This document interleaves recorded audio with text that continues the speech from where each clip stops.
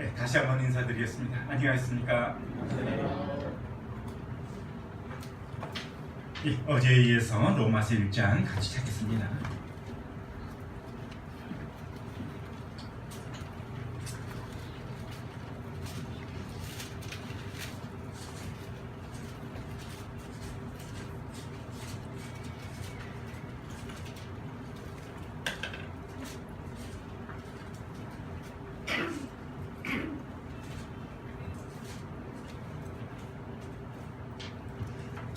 어제 제가 계시에 대해서 잠깐 말씀드렸죠. 계시라고 하는 것은 하나님께서 우리에게 자기 자신을 나타내 보여주시는 것이 계시다. 그래서 어제 선에 뭐 들어있습니까? 하고서 어제 계시에 대해서 설명을 드렸습니다. 뭐 들어있을까요? 어제하고는 다릅니다. 어제 뭐 들어있었죠? 네, 모르죠. 제가 보여줘야만 알잖아요. 뭐죠? 예, 휴지가 들어있습니다. 소수가 아닙니다. 휴지입니다. 예, 이처럼 제가 보여드릴 때 딱 보게 되어지면은 이건 휴지구나 이렇게 믿음이 이렇게 오는 거예요. 그래서 내가 그럴 것이다 이렇게 막 억지로 내 마음 가운데 믿음을 붙잡고 있는 것이 아니고 어느 것을 딱 알게 되어지면 믿음은 그냥 저절로 마음 가운데 이렇게 딱 오게 되어지는 거예요.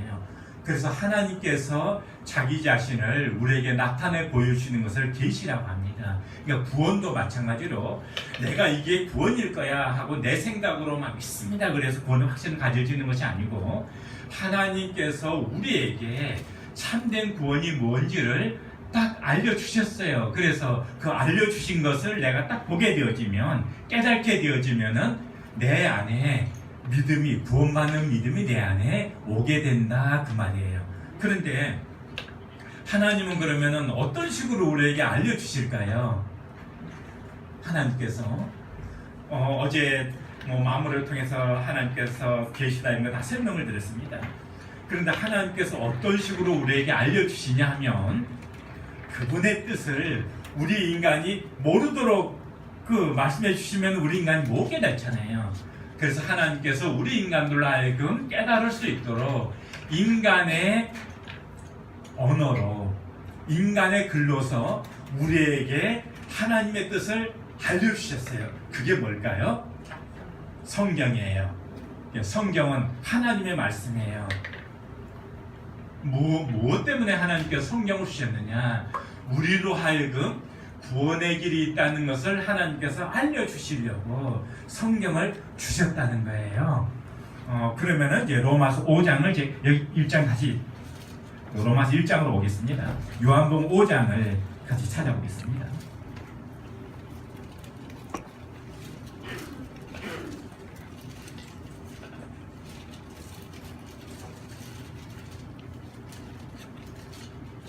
(5장) 39절 한번 어떤 분 읽어주시기 바랍니다.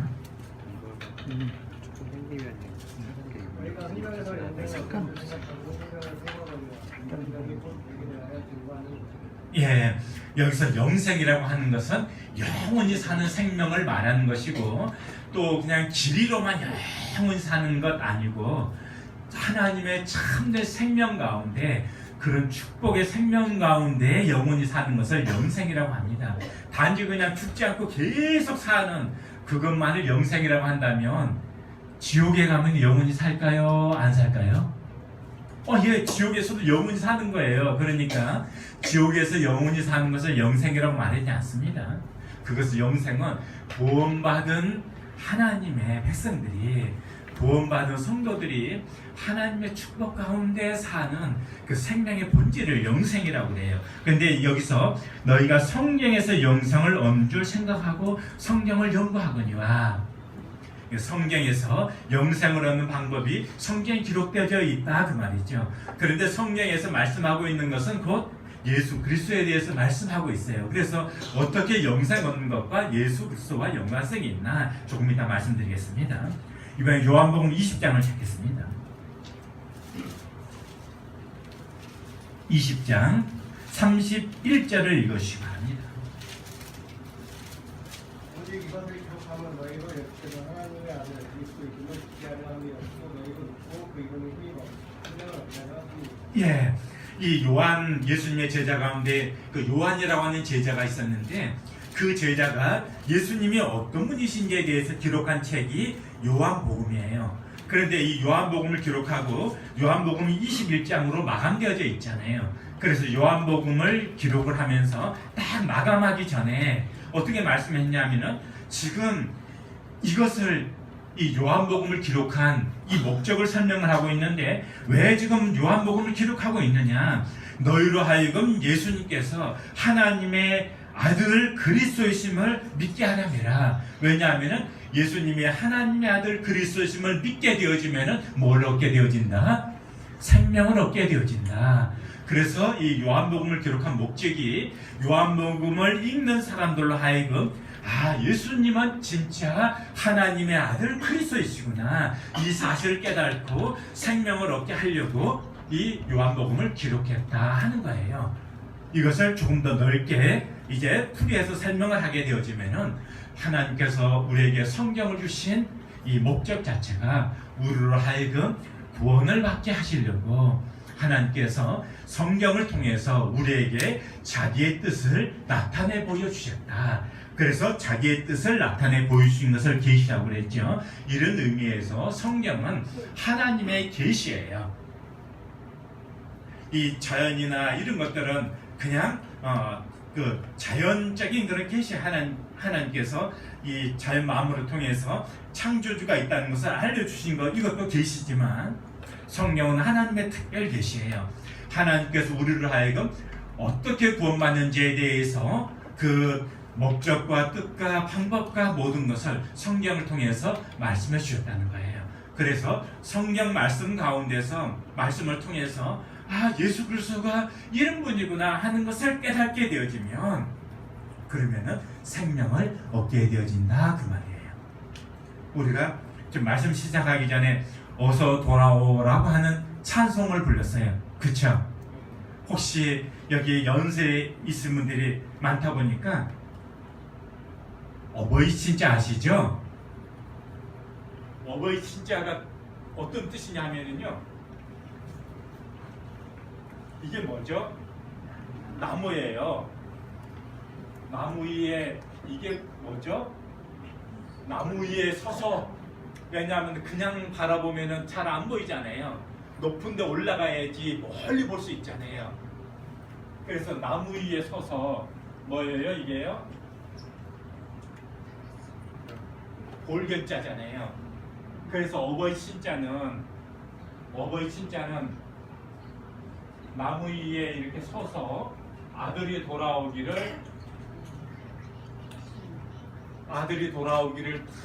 지금 기다리고 있는 그 마음이 어버이 마음이, 아버지 마음이라는 거예요. 집 나간 자식이 행여나 돌아오나 해가지고 높은데 나무 위에 올라가서 행여나 돌아오나 하고 바라보는 그 마음이 바로 부모의 마음이라는 거예요. 부모의 마음. 그러면 자식이 집안에 살면서 뭐 부모 말씀 좀 안 들을 수도 있고 공부도 좀 못할 수도 있고 뭐 그럴 수는 있어요. 그래도 자식이 집안에 있게 되어지면 그래도 좀 안심이 돼. 어느 때 부모 마음이 가장 아프죠? 자식이 집 나가고 나면 부모 마음이 불안하고 많이 아프고 그렇잖아요. 그래서 가장 큰 불효가 뭐죠? 집에서 조금 뭐 부모님 말씀 부정하고 그런 것도 물론 불효지만 진짜 불효는 당신이 이제 나는 우리 부모로 그렇게 생각 안 할 거예요 하고 그냥 다 팽개치고 나가서 지 맘대로 사는 그것이 제일 불효예요. 무슨 말씀인지 이해되어지시죠? 그게 제일 큰 불효예요. 그래도 자식 집 나가면 그래 네 집 나갔냐, 그래 네 그렇게 살다가 네 길가에서 뭐 거지 놀다가 죽어라 이런 부모는 없잖아요. 그 속을 이렇게 막 탁 긁어놓고 나갔어도 처음에는 좀 서운하고 괘씸하긴 해도 한 하룻밤 지나고 나면 은근히 걱정되고 이틀 밤 안 들어오면 이제 내가 어디 가서 밥이나 먹나 이런 생각 들고 3일 지나고 나면 이제 진짜 뭐 이게 뭐 어디서 이제 살아나 있나 혹시 뭐 어떻게 되지 않았나 막 이런 걱정 때문에 찾아 나서고 이러잖아요.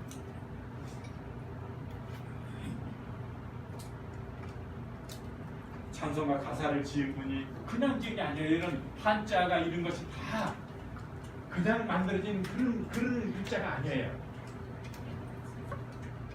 이런 부분 다 설명드릴 수는 없습니다.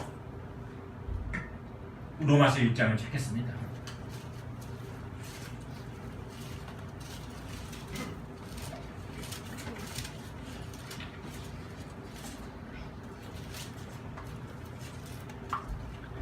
어제 봤던 1장 21절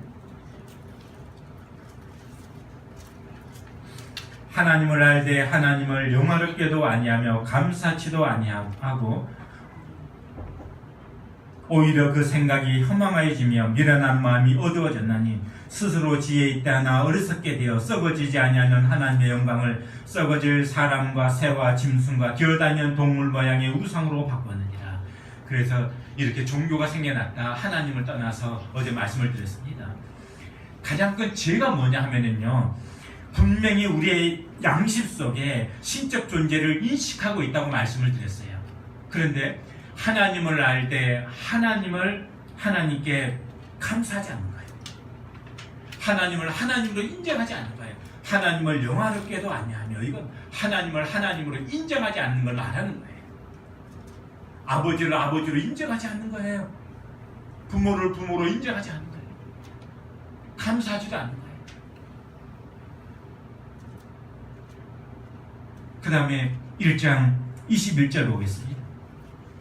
또한 그들이 마음에 하나님 두기를 싫어하며, 이 근본적인 죄가 뭐냐 하면은요, 마음에 하나님 두기를 싫어한다는 거예요.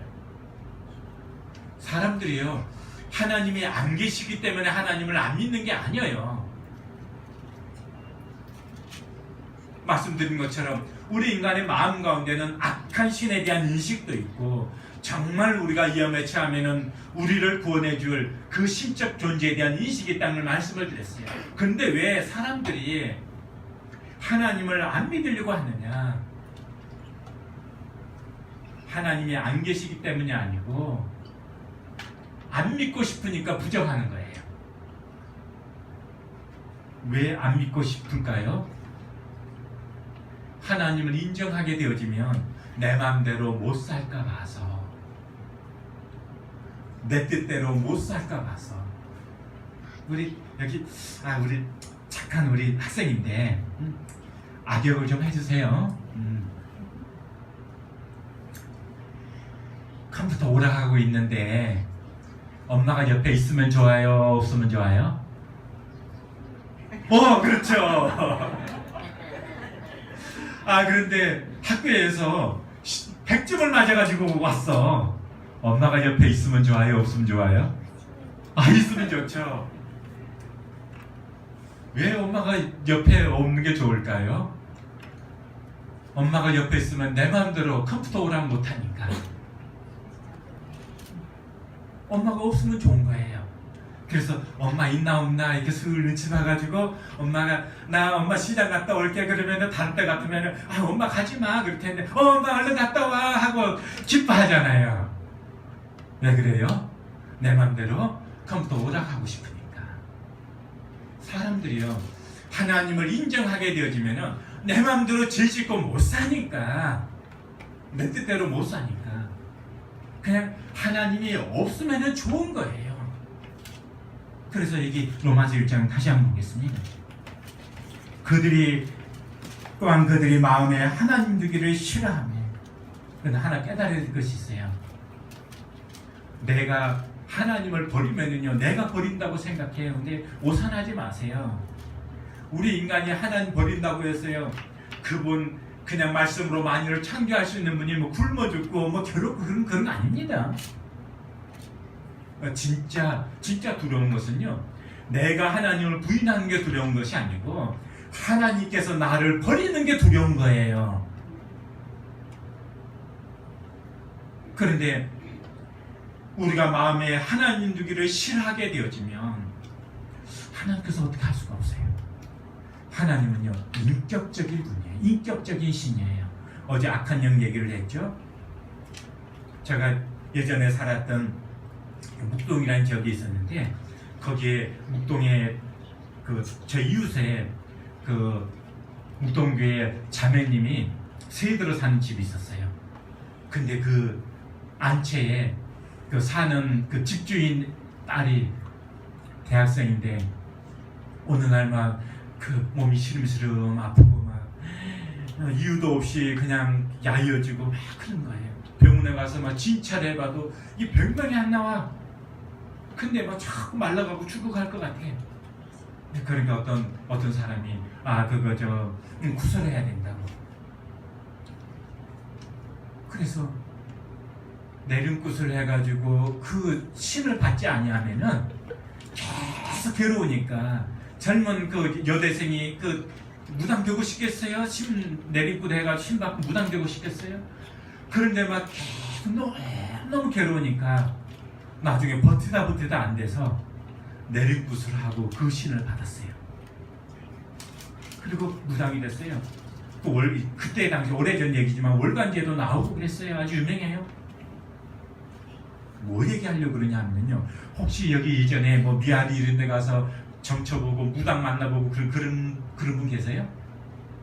저도 신혼초에 그 바로 저희 집 옆에서 막 밤늦게까지 무당이 막 푸닥거리하고 12시 넘어서까지 아내 굉장히 민감한데, 그래서 도저히 못 참겠어가지고 제가 이제 나갔죠. 막 무당 푸닥거리 하고 있는데 가가지고 막 소리를 빽 질렀어요. 조용히 좀 하세요. 잠 좀 자게.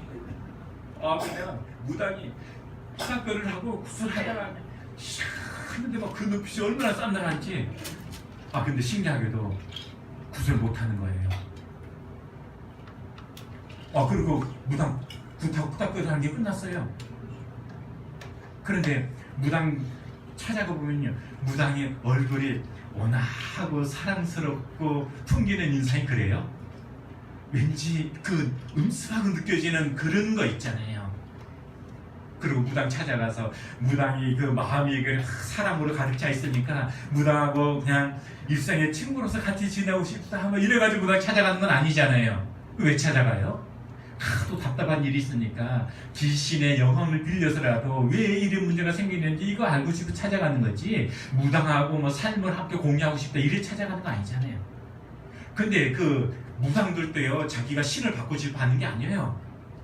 어떤 그 귀신이 내가 너한테 들어가야 되겠는데 내가 받지를 않으면 들어올 수가 없어. 근데 가만 놔두는 게 아니고, 그래 네가 나를 안 모실 거야? 그럼 내가 너를 괴롭힐 거야. 괴롭히는 거예요. 우리 친구 이제 예쁜 친구인데, 이제 내가 우리 친구하고 같은 또래 남자친구라고 해봐. 할아버지지만.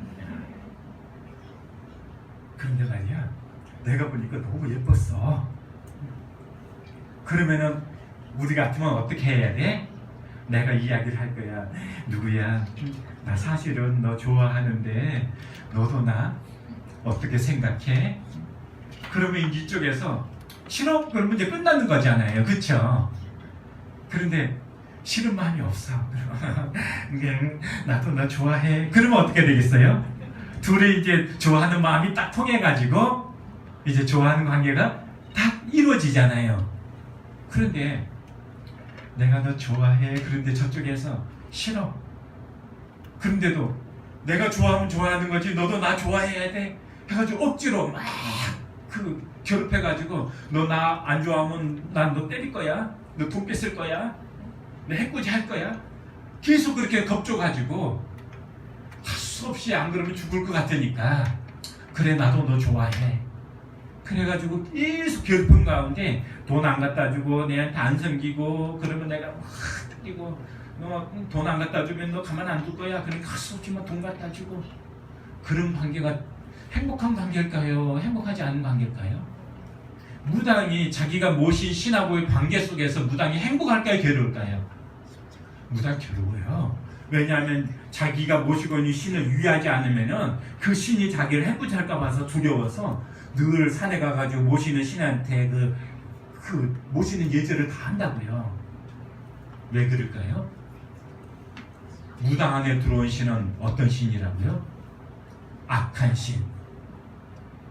악한 신이기 때문에 내가 원하든 원하지 않든 강제적으로 왜냐하면 그 영이 악한 영이기 때문에 그래요. 그런데 우리를 구원해 주신 하나님도 영이세요. 그런데 하나님은요, 성경에 하나님은 사랑이시라.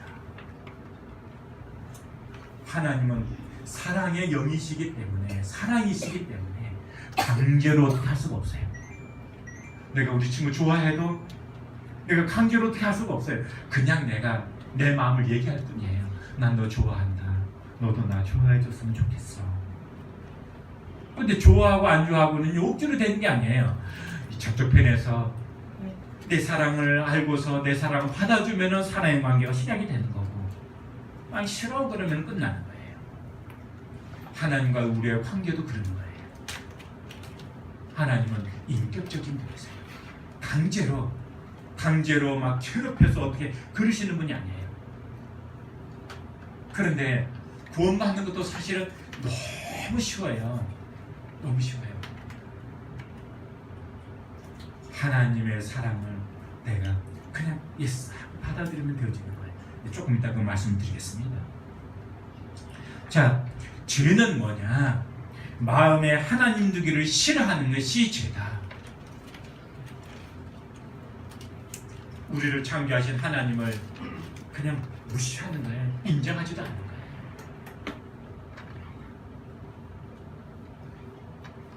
그게 죄인 거예요. 조금 뒤로 넘겨서 로마서 5장을 찾아보겠습니다. 5장 12절 한번 읽으시기 바랍니다. 이러므로 한 사람이 말미암아 죄가 세상에 들어오고 그로 말미암아 사망이 왔으며 그와 같이 모든 사람이 죄를 지었으므로 사람이 모든 사람에게 이를 받는다. 예. 자, 한 사람으로 말미암아 죄가 세상에 들어왔다는 거예요. 죄는 몇 사람을 통해서 들어왔어요? 한 사람이 누군지 좀 이따 말씀드리겠습니다. 그 다음에 왜 죽음은 왜 왔어요? 죄 때문에. 죄로 말미암아 사망이 들어왔나니. 그러니까 죽음은 왜 왔느냐? 죄 때문에 왔다는 거예요. 죄의 값은 사망이에요. 근데 그 다음에 조금 이해가 어려워. 이와 같이 모든 사람이 죄를 지었으므로, 아니 한 사람으로 말미암아 죄가 세상에 들어왔다는데 이와 같이 모든 사람이 죄를 지었다는 것은 또 무슨 얘기야? 이제 이 퀘스천 마크가 딱 되죠. 근데 그 다음은 이제 이해하는 건 어렵지 않아요. 모든 사람이 죄를 지었으면은 모든 사람이 다 죽어야 안 죽어요? 모든 사람이 다 죽죠. 그래서 모든 사람이 죄를 지었으므로 사망이 모든 사람에게 이르렀느니라. 이게 무슨 말이냐 하면은요, 하나님이 처음에 하나님이 인간을 창조하셨어요. 그 창조한 인간을 아담이라고 했어요. 아담. 그래서 아담을 하나님께서 다 지으셨는데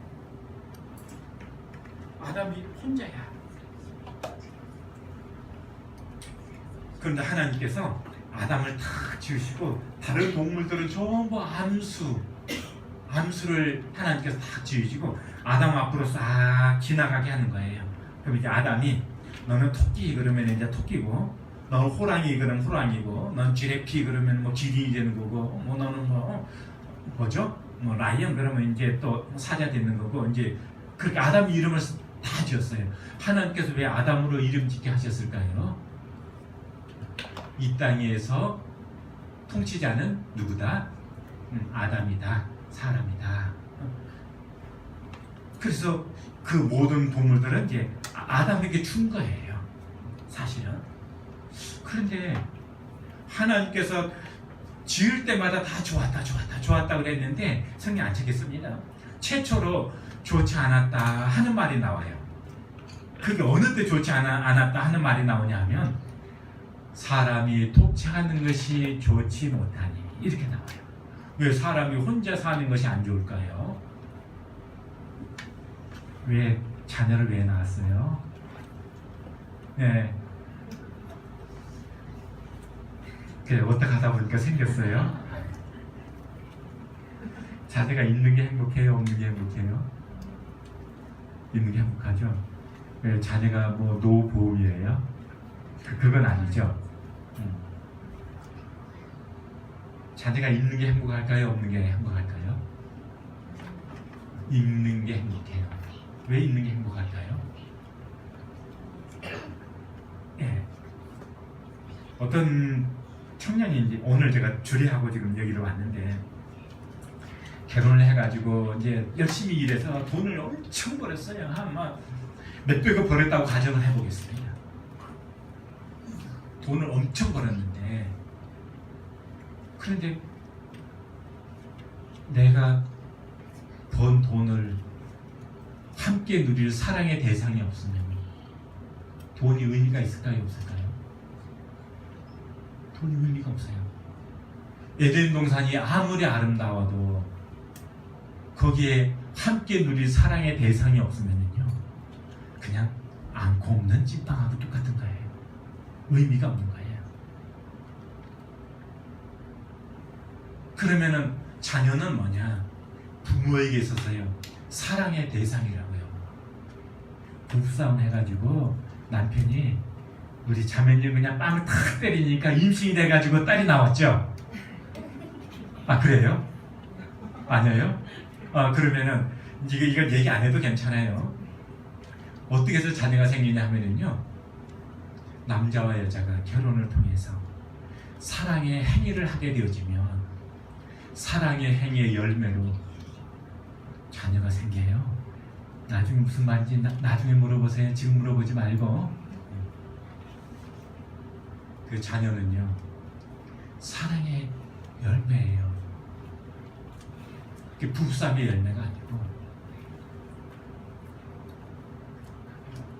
자녀는 사랑의 대상이기 때문에 사랑의 대상이 있음으로 인해서 우리 인간이 행복하다고요. 근데 우리 인간에게 있는 이 사랑의 속성은 어디에서 왔을까요?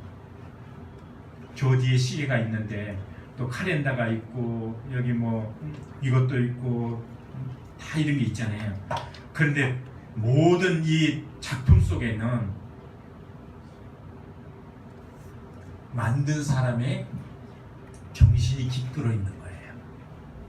소설책에도 그 글을 쓴 사람의 혼이 그 글 속에 담겨져 있고 그림 속에도 그 그림을 그린 사람의 내적인 어떤 사상이 그 그림 속에 담겨져 있는 거예요. 작품 속에는 만든 사람의 속성이 담겨져 있는 거예요. 우리 인간은 하나님의 창조물 가운데서도 가장 뛰어난 그런 창조물이에요. 그러면 우리 인간 안에 우리 인간을 만드신 분의 속성이 우리 인간 안에 담겨져 있다는 거예요.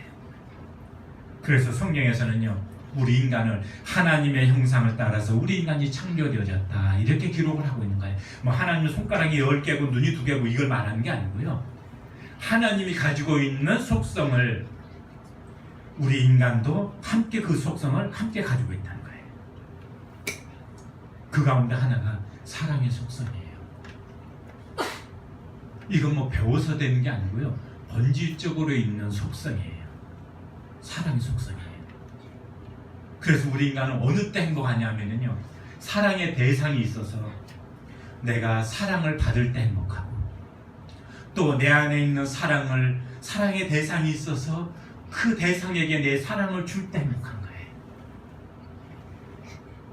그래서 어렸을 때는 사랑의 대상이 부모였었다가 조금 크면은 이제 같은 또래 친구가 됐다가 조금 더 크면은 이제 이성이 됐다가 나중에 이제 그렇게 결혼해가지고 자녀를 놓게 되면은 그 대상이 또 자녀가 되어지는 거예요. 끊임없이 우리 인간은요 이처럼 사랑의 대상이 있어야 되는 거예요.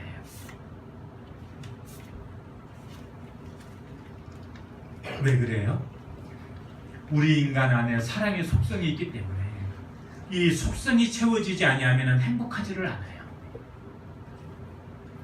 그래서 사랑의 속성이 채워질 때 행복한 거라고요. 이 사랑의 속성은 어디로부터 온 걸까요? 인간을 만드신 그 신으로부터 온 속성이라고요. 하나님께서는요 God is love, 하나님은 사랑이시다. 그분 안에는 사랑의 속성으로 충만한 분이시기 때문에 그분은 만유를 지을 때에도 사랑의 속성을 따라서 만유를 지으셨어요.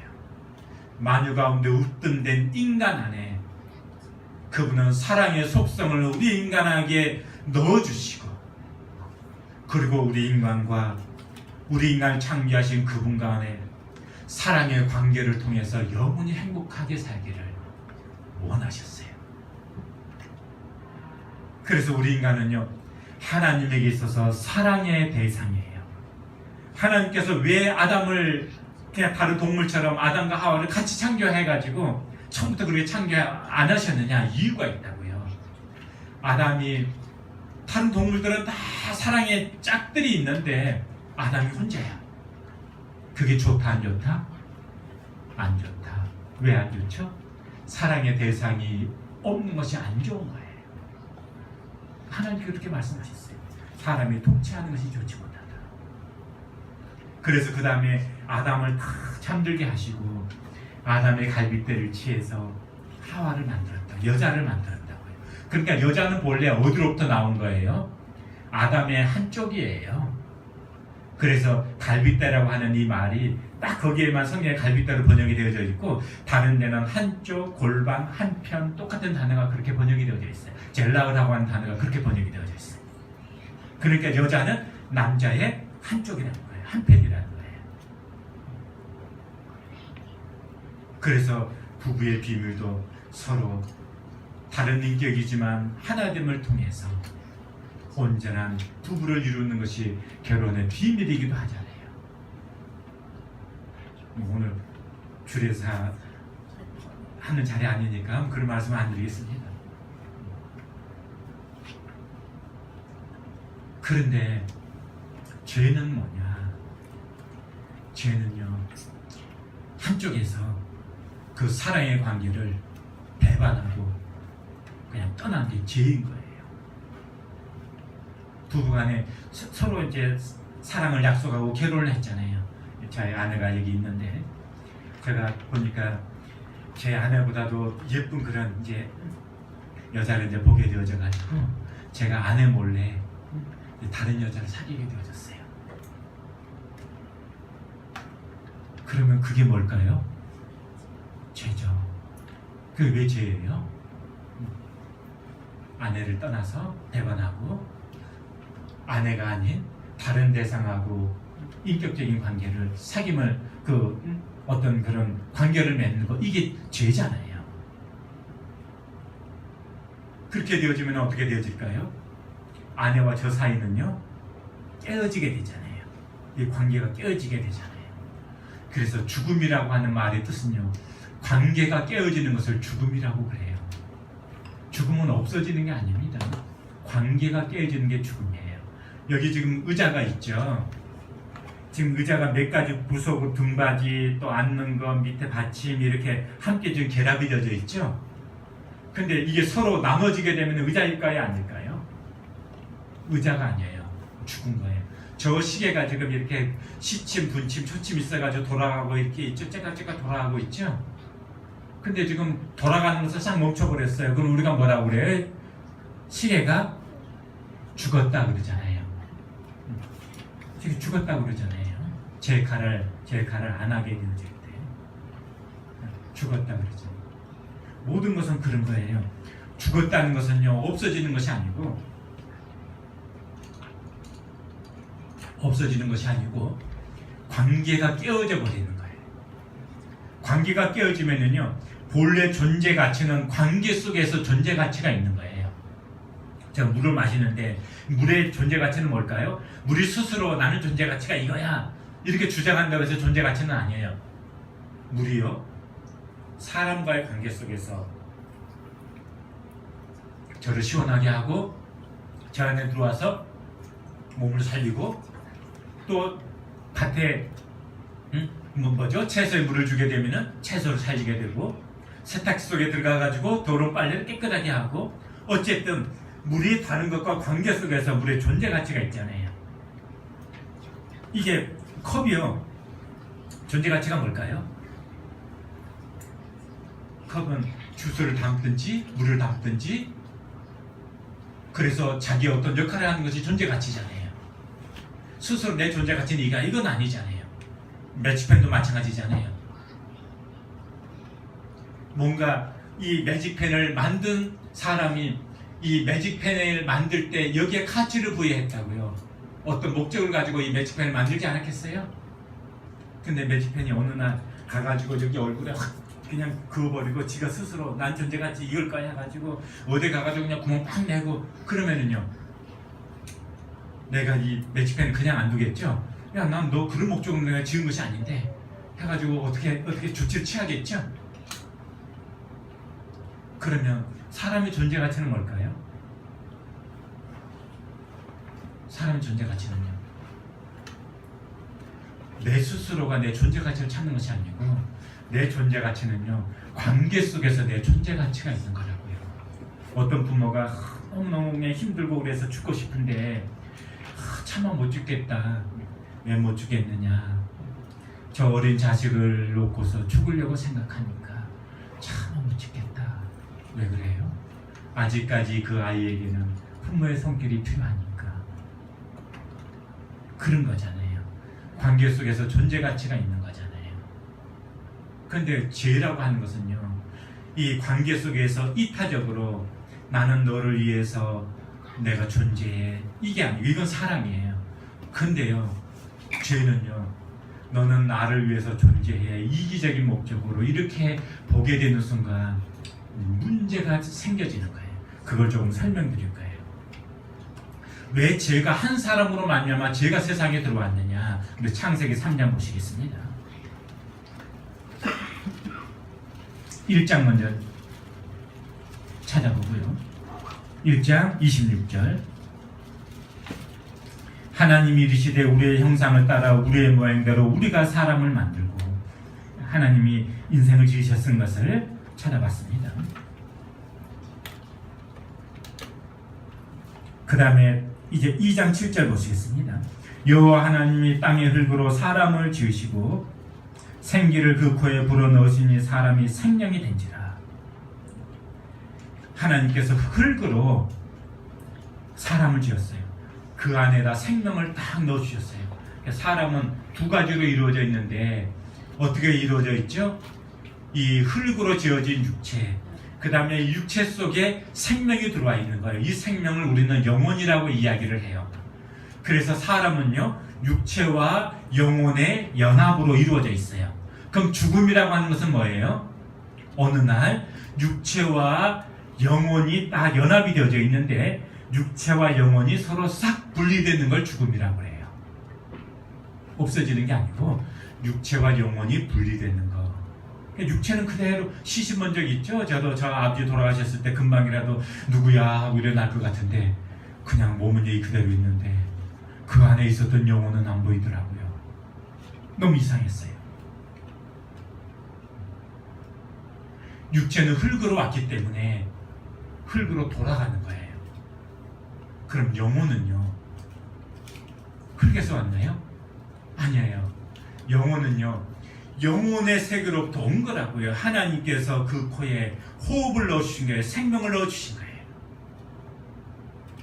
하나님께로 돌아가야 되는데 문제는요, 우리 인간의 영혼이 죄로 더럽혀져 있으면 하나님이 계신 그곳으로 돌아갈 수가 없게 되어지는 거예요. 그럼 어디로 가게 되어지죠? 악한 영들이 사는 그 영의 세계. 그래서 악한 영들이 사는 그 세계를 일컬어서 지옥이라 그러는 거예요. 우리가 이 세상에 살면서는 몸으로 죄를 짓잖아요. 제가 마음속으로요, 여기서 막 간음을 하고 마음속으로 욕해도 경찰관이 제 안 잡아가요. 근데 마음속으로 아무리 나쁜 짓 해도 안 잡아가요. 근데 내가 몸으로 폭행을 한다든지 성폭행을 한다든지 욕을 한다든지 그러면 이제 고발을 하게 되면은 나를 잡아가죠. 그래서 내 몸을 어디에다 가둬요? 가만 놔두면은 막 이 세상이 어지럽혀지니까. 그래서 함부로 날뛰지 못하도록 몸을 감금시키잖아요. 그 몸을 감금시키는 것이 감옥이에요, 감옥. 근데 이 세상에서는요, 우리가 몸을 가지고 사는 세상에서는요, 우리의 영혼을 어떻게 할 수가 없다고요. 그런데 실제 죄를 범하는 것은 이 몸이 죄를 범했지만 몸은 심부름꾼이에요. 내가 우리 젊은 친구를 좋아하는데 가가지고 폭행하겠어요? 또 이게 폭행하는 건 왜 그래요? 내 마음속에 이 친구에 대한 어떤 마음이 생겼기 때문에 한 방 그냥 때려주고 싶은 그런 나쁜 마음이 내 마음에서 일어났기 때문에 몸이 가서 때린 거잖아요. 그러니까 이 몸은요, 이 몸이 주인이 아니에요. 몸 안에 있는 이 생명이, 영혼이 어떤 뜻을 가지고 있냐에 따라서 가서 안마해 줄 수도 있고, 미끄러져서 이렇게 낭떠러지에 떨어지려고 하는데 건져줄 수도 있고, 내가 발로 차가지고 그냥 떨어뜨려 죽일 수도 있고 그러는 거예요. 그러니까 실제로 진짜 죄를 짓는 주인은 누구라고요? 몸이 아니고 영혼이라고요. 몸 안에 들어와 있는. 그러니까 진짜 심판받아야 될 대상은요, 사실은 몸이 아니고 영혼인 거예요. 그런데 이 세상에서는요, 우리의 영혼을 심판할 수는 없어요. 그러니까 몸을 잡아다가 감옥에 넣어놨잖아요. 우리 몸으로 사는 세상이기 때문에. 그러나 영적인 세상에서는요, 뭐가 심판받을까요? 우리의 영혼이. 그래서 악한 영들이 가는 그 세상, 거기가 지옥이고요. 죄사함 받은, 정말 하나님의 참 사랑을 깨달은 영혼들이 가는 그곳, 거기가 천국이라고요. 하나님 나라라고요. 하나도 어렵지 않아요. 악한 영이 있으면 악한 영이 사는 그 세계가 있고, 진짜 참 사랑의 그 신이 있다면 참 사랑의 신이 존재하는 사는 그 세계가 있을 수밖에 없잖아요. 우리 집이 있고 여러분의 집이 있잖아요. 그렇잖아요. 하나도 어려운 게 아니에요. 천국과 지옥이 있다는 건 하나도 어려운 게 아니에요. 죄 짓지 않은 사람들 자유롭게 우리가 지금 여기 나올 수도 있고 먹을 수도 있고 승리할 수도 있잖아요. 그러나 일국의 대통령을 지냈어도 어쨌든 뭐 대한민국 법에 정말 저촉이 된다고 하니까 그분도 지금 자유의 몸이 아니잖아요. 우리가 그 정치적 얘기 하려고 하는 건 아닙니다. 어쨌든요,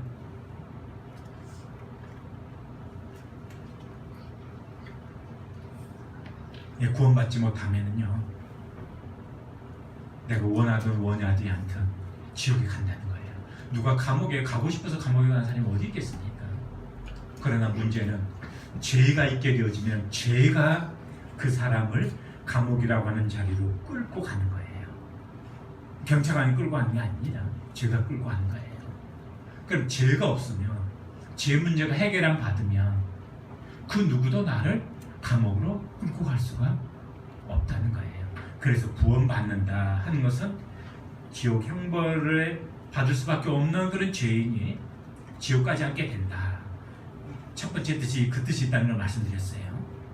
죄 사함을 받게 되어지면, 죄 문제를 해결하면 받게 되어지면 지옥 가지 않고 하나님 나라를 갈 수 있게 된다. 이것이 구원받아야 된다는 첫 번째 문제라는 거 말씀드렸습니다. 자, 아담이 혼자 있을 때 안 좋았는데 사랑의 대상인 하와가 딱 옆에 있는 순간을 보는 순간 너무 행복했던 거예요. 그래서 이는 내 뼈 중에 뼈요, 살 중에 살이다, 이렇게 고백을 했어요. 인간의 조상은 아담이에요.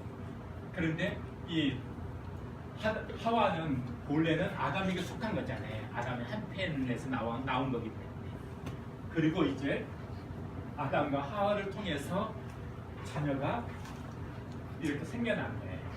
가인, 아벨, 셋, 뭐 이런 자녀들, 그 외에도 이제 또 자녀들이 많이 생겨난 거예요. 또 여기에서 또 자녀들이 또 많이 생겨났겠죠. 그렇죠? 여기에서 또 자녀들이 또 많이 생겨난 거예요. 세월이 이렇게 쫙 내려오다 보니까 지금 이 땅에 지금 한 70억 가까이 이런 인구가 지금 이렇게 늘어나게 된 거예요.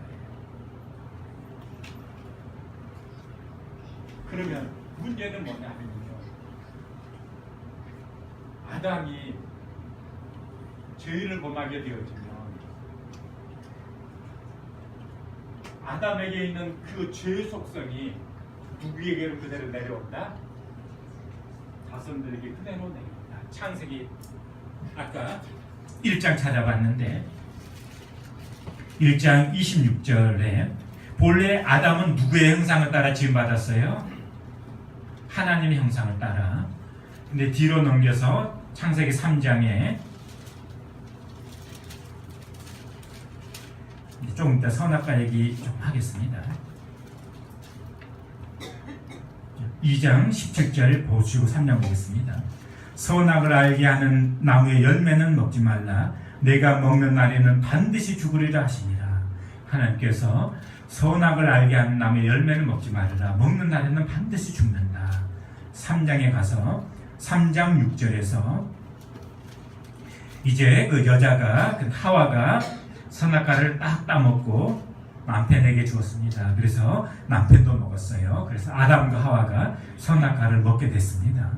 다른 말로 하면은 이제 아담과 하와가 하나님 앞에 죄를 범한 거예요, 안 범한 거예요? 죄를 범한 거죠. 그럼 이제 뒤로 넘겨서 5장에 3장에서 아담과 하와가 죄를 범했습니다. 죄인이 됐습니다. 자, 5장 3절 보시겠습니다. 아담은 130세에 누구 모양?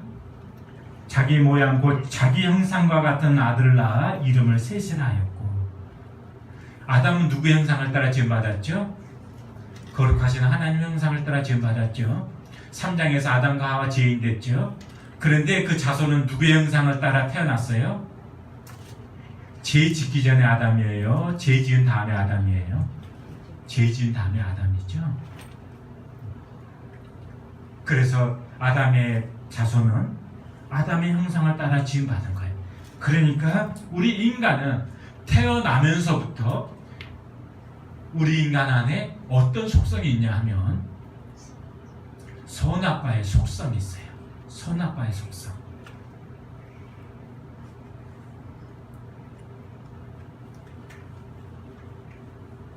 근데 선악과가 먹으면 반드시 죽는다고 그랬죠.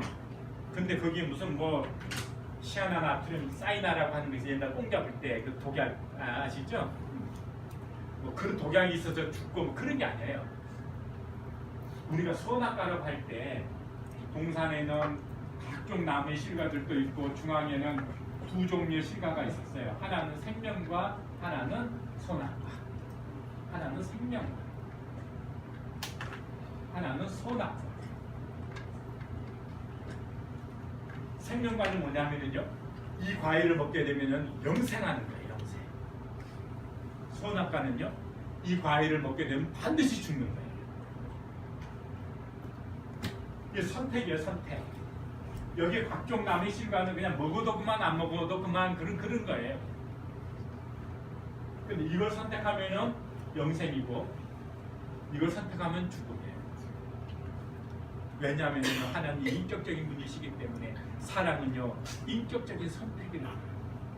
내가 아무리 마음에 들어서 사랑한다고 고백을 해도 인격적으로 이 친구가 선택 안 하면은요 사랑의 관계가 이루어지지 않죠. 그런 거예요. 자, 그런데 성경에 선악과라고 말하고 있지는 않아요. 정확하게 표현하면요 선과 악을 알게 하는 나무의 실과, 이걸 줄여서 선악과라고 했어요. 이걸 먹게 되어지면은요 선과 악을 알게 될까요? 모를까요? 알게 되죠. 근데 선과 악을 알게 된 것이 좋잖아요. 선과 악을 알게 되는 것이. 근데 왜 그게 선과 악을 아는 것이 죽음이에요? 선과 악을 아는 것이요 죽음이에요. 죽음을 제가 설명을 드립니다. 죽음은 아까 뭐라고 했죠? 관계가 깨어지는 것.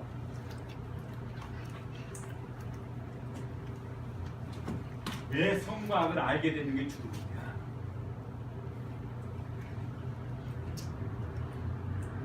저도 과거에 아내와 부부싸움을 해본 적이 있습니다. 왜 부부싸움을 했을까요?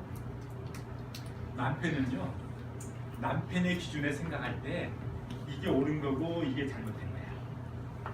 근데 아내는 생각이 달라. 이게 옳다 그러고 이게 잘못됐다 그래. 서로 생각이 달라. 거기에서 뭐가 발생이 되어져요? 갈등이 발생이 되어져요. 근데 나는 내 기준에 내 기준으로 이게 옳고 이게 잘못된 거야. 아내는 아내의 기준 가지고 이게 옳고 이게 잘못된 거야. 거기에서 갈등이 생겨요. 그러면은 선악과를 먹었다고 하는 것은요, 선과 악에 대한 기준을 자기가 갖는다는 거예요.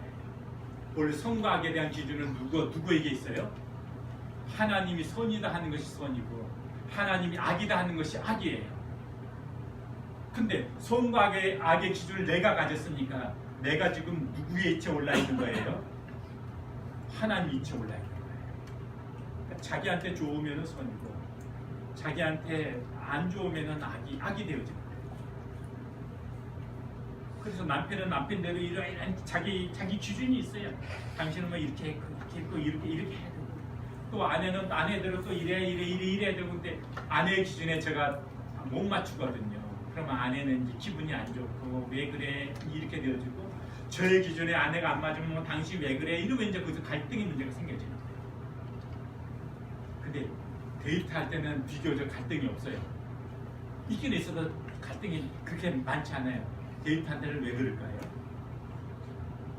데이트할 때는요, 자기 저녁 배고프지 않아?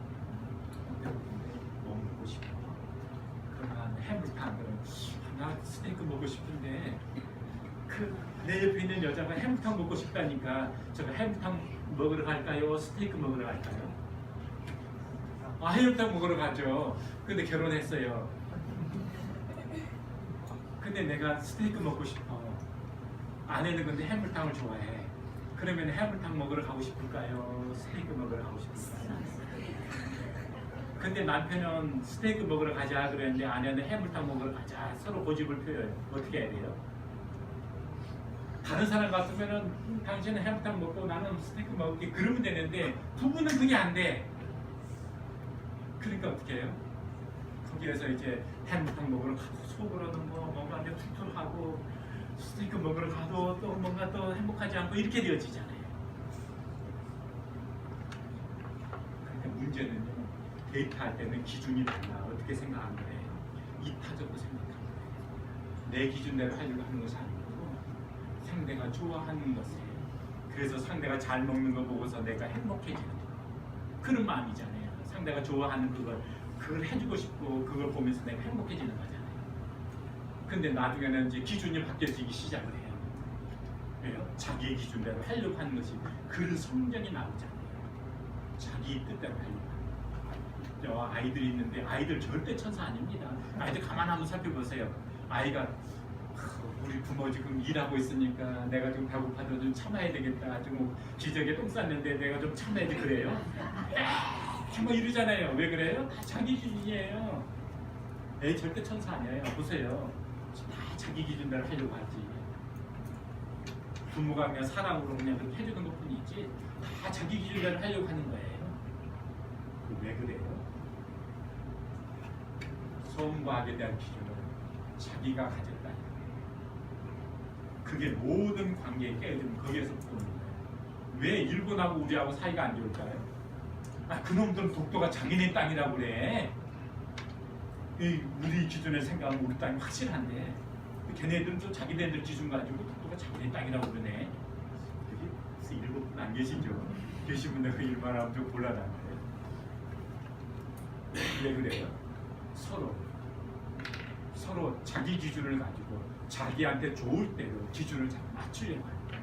그러니까 관계가 안 좋을 수밖에 없지. 관계가 깨어지는 거예요. 모든 생명은 아담이 혼자 사는 것이 너무 안 좋았어요. 근데 옆에 어느 날 사랑의 대상이 발견한 순간에 너무 좋았어요. 너무 행복했어요. 그러면은 아담이 딱 깨달아야 될 것이 있을 것 아니에요. 아담이 뭘 깨달아야 됐을까요?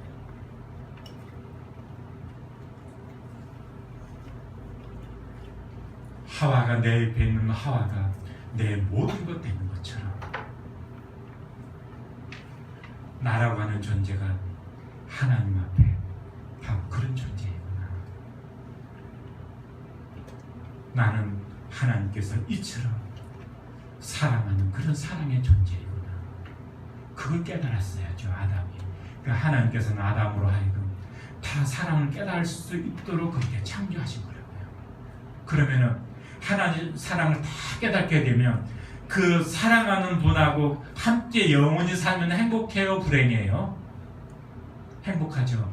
근데 사랑하지 않은 사람하고 영원히 살면 행복할까요, 불행할까요?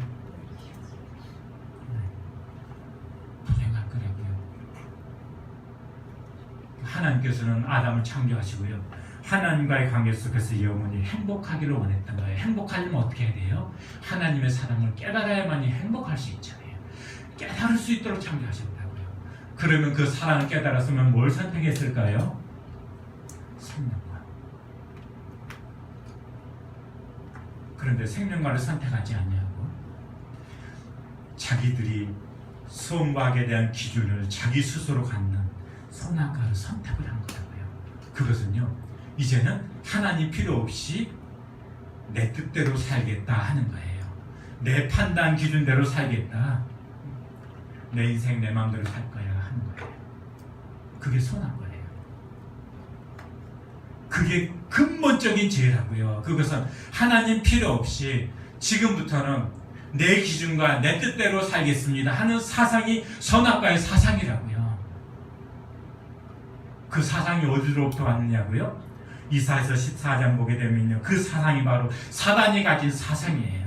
우리가 이 세상 사는 것 같지만은요, 아무 의식 없이 사는 것 같지만 그렇지 않아요. 자본주의 사상이 있고 공산주의, 사회주의 사상이 있고 다 사상 가운데 사는 거라고요.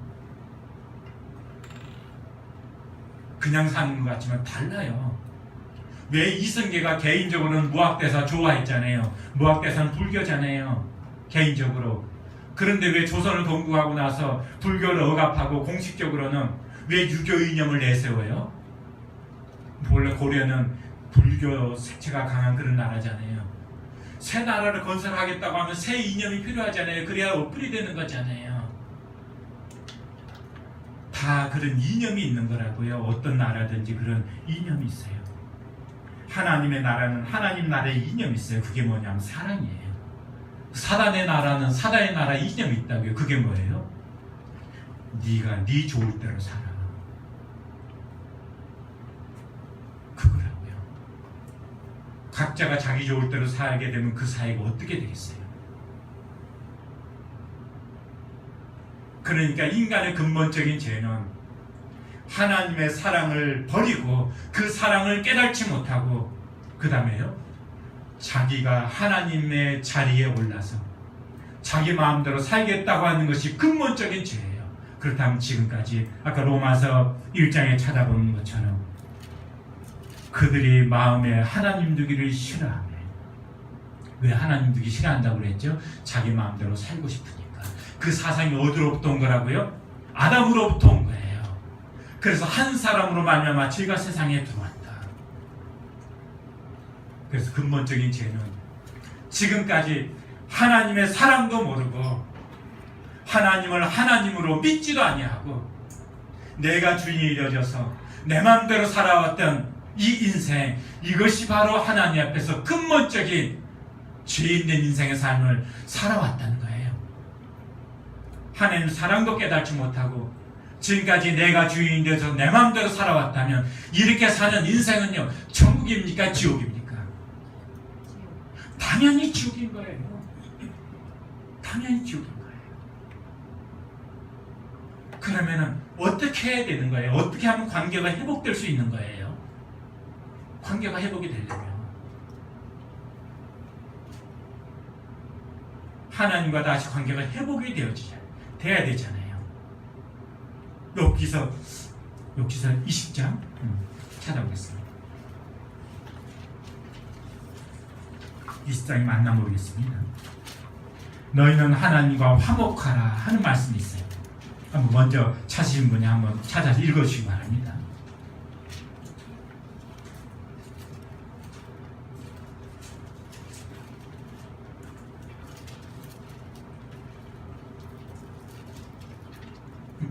여기서 20장이 아닐 수도 있습니다.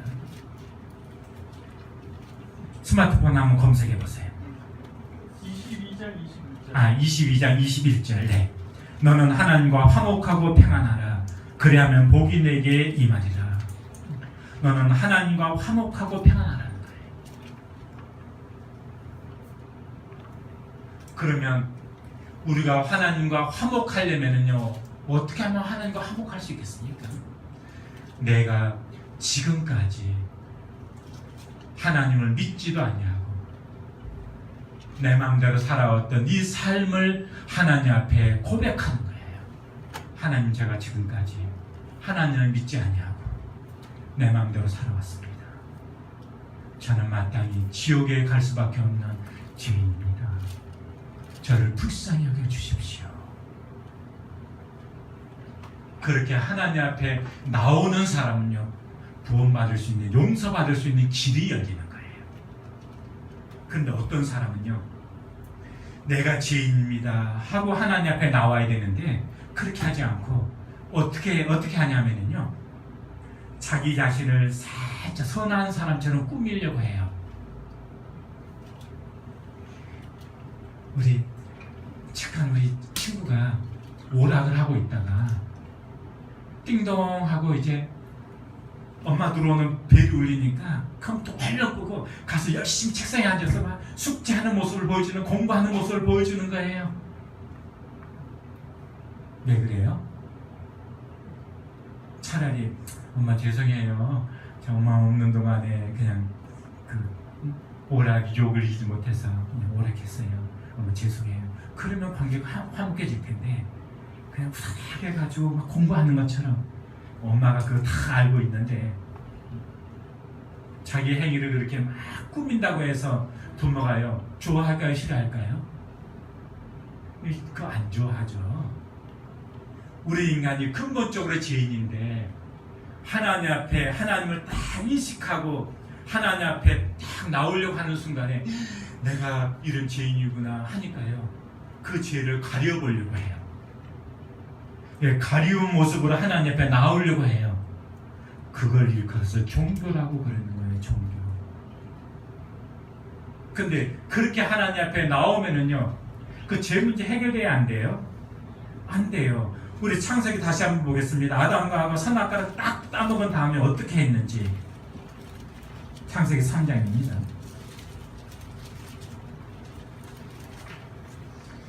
3장 6절. 자, 이제 선악과 먹었어요, 안 먹었어요? 먹지 말라고 한 선악과 먹었죠. 그 다음에 7절 보시겠습니다. 선악과 따먹은 다음에 그들이 뭐 한 행동이 있어. 뭘 했죠? 자기들이 벗을 줄 알게 됐어요. 그래서 무화과나무 잎을 엮어가지고 치마를 해 입었어요. 부끄러운 부분을 이제 가리기 시작을 한 거예요. 그 다음에, 그런데 진짜 가려져요, 안 가려져요? 그 다음 9절 보니까, 8절 보니까 하나님의 음성이 딱 들리니까 떳떳하게 하나님 앞에 나왔어요. 하나님은 피했어요? 하나님 피했죠. 그렇게 되어지는 거예요. 종교는요, 자기의 부끄러운 부분을 싹 하나님 앞에서 가려보려고 하는 것이 종교예요. 종교에는 구원이 없습니다. 죄 용서 받으려면 자기의 정말 내가 죄인입니다 이렇게 나와야 되는데, 죄인 아닌 것처럼 자기를 싹 꾸며가지고 나오면은요, 죄 용서 못 받습니다. 그래서 죄 용서 받으려면, 내가 지금까지 하나님을 하나님으로 여기지도 않았구나, 내가 하나님을 믿지도 않고 지금까지 내 마음대로 살아왔었구나, 내가 진짜 하나님 앞에 죄인이구나, 그걸 깨달으셔야 돼요. 그 다음에 사람들이 보기 어려운 게, 뭘 보기가 제일 어려울까요? 사람들이 제일 보기 어려운 게 자기 얼굴이야. 자기 얼굴은 자기 스스로 못 봐. 탈무드에 보면 어떤 이야기가 나오냐 하면요, 두 사람이 굴뚝청소하러 들어가다가 나왔어요. 한 사람은 얼굴에 막 새까맣게 그 끓음이 묻었고, 한 사람은 아무것도 안 묻었어요. 누가 가서 세수하게 해요? 얼굴에 묻은 사람, 안 묻은 사람? 네? 누가 가서 세수할 것 같아요? 안 묻은 사람. 왜 안 묻은 사람 세수를 해요? 네, 같이 들어갔다 나오는데 이게 보니까 얼굴에 막 끓이니 시커멓게 묻어 있거든. 그래 가서 세수한 거예요. 자기 얼굴에 묻어있을 걸 생각을 하고. 사람은요, 자기 모습을, 자기 얼굴을 못 보는 거예요. 그러니까 자기 얼굴을 보려면 뭐가 필요해요? 자기 자신을 비춰주는 거울이 필요해요. 근데 우리 인간이 사실은요, 자기 양심은 죄인이라는 걸 알아요. 근데 이제 양심도 화인 맞았기 때문에 온통 세상이 제약된 세상이기 때문에 죄를 죄로 여기지 못하고 살아가는 거예요. 그래서 하나님께서요,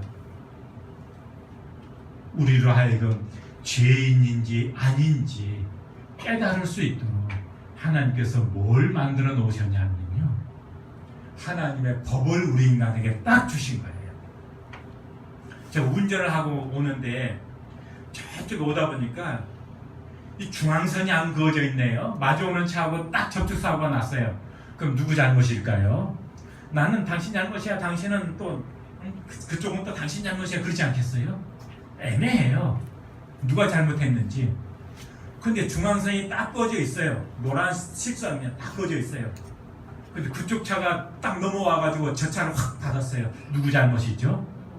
넘어온 사람 잘못이잖아요. 법을 어긴 사람이 잘못인 거예요. 그러니까 법은 뭘 지적해 주는 거예요? 법을 지킨 사람은요, 그 법하고 상관이 없어요.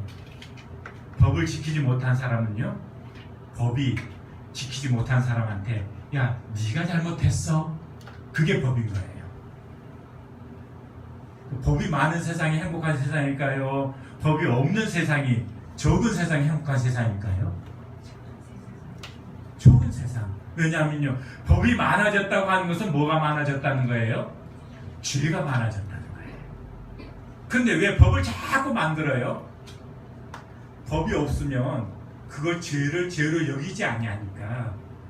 너 그거 죄 아니라고 그랬는데 법을 어느 날 딱 만들었어요. 그 다음부터는요, 너 죄 아니라고 우겨도 이 법 있잖아, 너 죄인이야. 법은요, 뭘 말해줘요? 너 그거 지키지 않으면 너 죄인이야. 너 그거 지키지 않았으니까 법에 따라서 응당의 처벌을 받아야 돼. 이게 법이에요. 그게 법이에요. 하나님께서 우리 인간에게 주신 법이 있어요. 그걸 성경에서는 율법이라고 해요. 율법. 그 율법을 10가지로 딱 요약하면 쉽게 매우고 2가지로 딱 함축하면요, 하나님을 사랑하고 내 이웃을 사랑하라. 그게 하나님의 법이에요. 그러면 우리 인간이 자기가 죄인인 것을 그냥 잘 모르니까 하나님께서 우리 인간에게 법을 딱 주고, 너 이 법 앞에서 너의 행위를 한번 비춰봐. 그러면 한번 비춰보겠습니다. 부모를 공경하라는 말이 성경에 나와요. 우리가 진짜 자식에게 하는 것처럼 부모에게 그렇게 하면서 사나요? 나 외에 다른 신을 위하지 말아라. 어떤 분이 그러더라고요. 하나님은 진짜 독선적이네요. 나는 그런 하나님 안 믿고 싶어요. 진짜 독선적이네요. 그래서 제가 그랬어요. 결혼하셨습니까? 당연 결혼했죠. 연세 있는 분인데. 아내분 계시죠? 당연히 있죠. 제가 알고 물어보니까.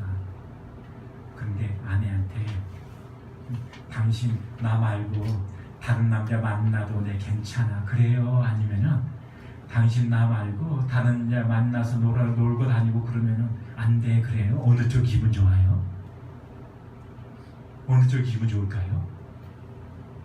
제 아내가 있는데 저 말고 다른 남자하고 딴 사람 차이고 가서 휘닥거리고 놀고 그러면 제가 마음이 넓으니까 그래 사랑하니까 그래 그럴까요?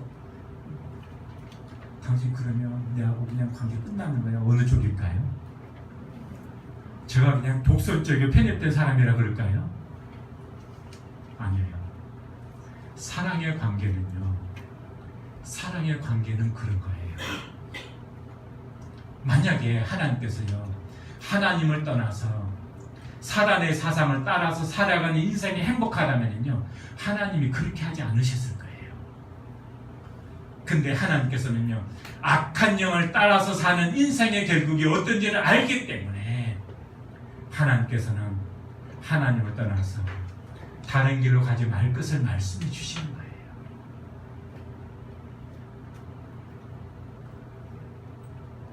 우리 인간은 자기 자신이 죄인간 잘 모릅니다.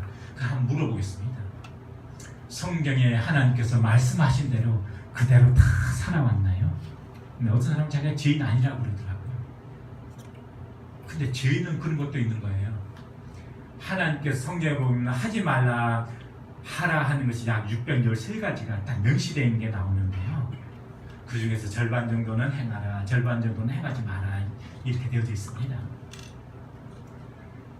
그러니까 하지 말라고 한 것, 행한 것도 죄지만 해야 되는 건 안 하는 것도 죄예요. 그렇죠? 맞죠? 두 사람이 막 싸우고 있는데 경찰관이 싸우고 있구나. 그리고 경찰관이 갔어요. 경찰관 죄 지었어요? 안 지었어요? 네? 경찰관 욕하지도 않았는데, 경찰관 폭행하지도 않았는데 왜 죄 지은 거예요? 해야 될 일을 안 한 거니까. 그것도 죄예요. 그건 우리가 인간으로서 태어나면서 살면서 마땅히 해야 될 걸 안 한 것도 죄인 거예요. 그렇죠? 또 하지 말아야 될 건 한 것도 죄예요. 이런 거 말하려면 다 끝도 없어요. 네, 근본적인 모든 죄들은 어디서부터 왔다? 선악과의 사상으로부터 온 거다. 다 자기 좋을 대로. 그러다 보니까 어떻게 했어요? 로마서 1장으로 다시 돌아가겠습니다.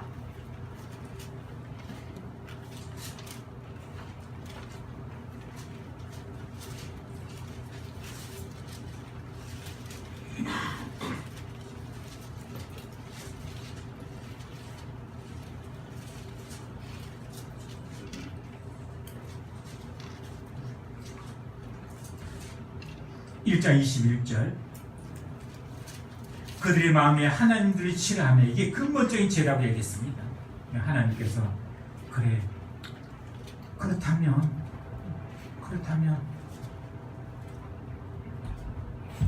너희들 뜻대로 한번 살아봐. 그러니까 그 다음에 나타난 모습이 29절 보겠습니다. 곧 모든 불의, 추악, 탐욕, 악의가 가득한 자요, 시기, 살인, 분쟁, 사기, 악독이 가득한 자요, 수근수근한 자요, 비방하는 자요, 하나님께서 미워하시는 자요, 능욕하는 자요, 교만한 자요, 자랑하는 자요, 악을 도모하는 자요, 부모를 거역하는 자요, 우매한 자요, 배약하는 자요, 무정한 자요, 무자비한 자라. 그들이 이 같은 일을 행하는 자는 사형에 해당한다고 하나님의 정하심을 알고도 자기들만 행할 뿐 아니라 또한 그런 일을 행하는 자들을 옳다 하느니라. 다른 말로 하면, 야, 네가 주인 돼서 네 마음대로 사는 인생이 그게 옳은 거야, 이렇게 주장하는 거예요. 그렇게 사는 삶의 모습이 이런 것에도 불구하고 싸움, 불의, 탐욕, 악의, 시기, 살인, 분쟁, 그런 것이 왜 생겨나요?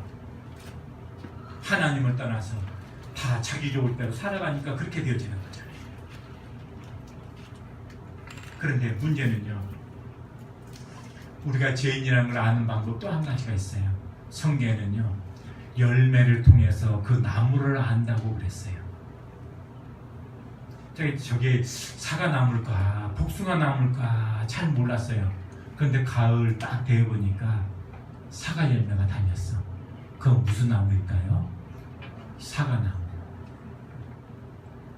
그러면은 내가 살아가는 내 삶 속에 다른 사람한테 이야기하지 못한 나의 내면에 어떤 것 있잖아요. 제약된 어떤 행위들 있잖아요. 여기 미워해본다든지, 수근수근 누구에 대해서 수근수근 했다든지, 싸운 적이 있다든지, 시기해본 적이 있다든지, 부모 또 무정한 적이 있었다든지, 누구한테 뭐 어떤 거 자랑해본 적이 있었다든지, 다 그게 다 죄의 목록이에요. 죄의 열매들이에요. 그러면은 근본적으로 사과나무에서 뭐가 달려요? 사과 달리죠.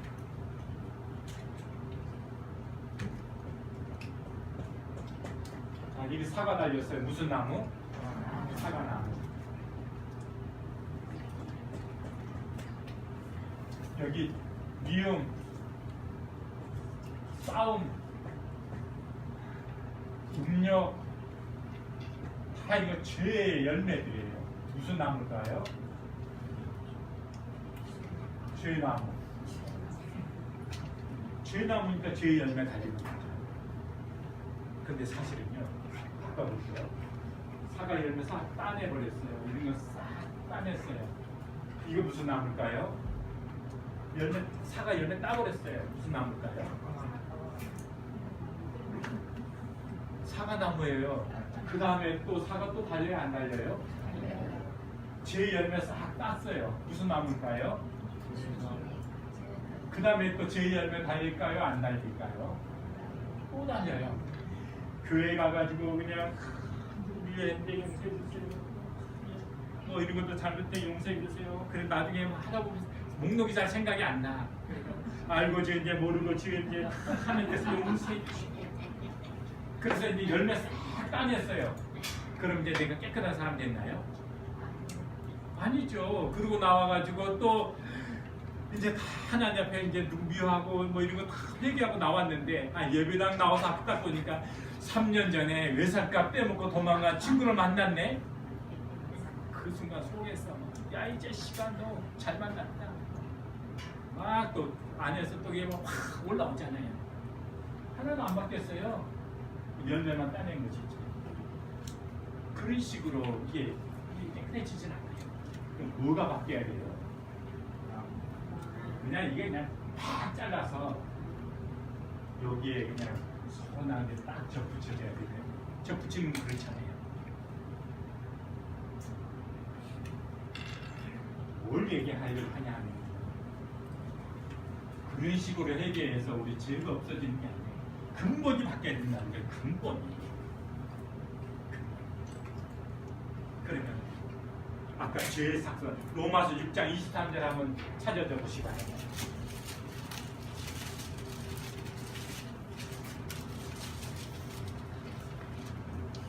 (1장 32절에서) 이러한 일을 행한 자는 사형에 해당한다.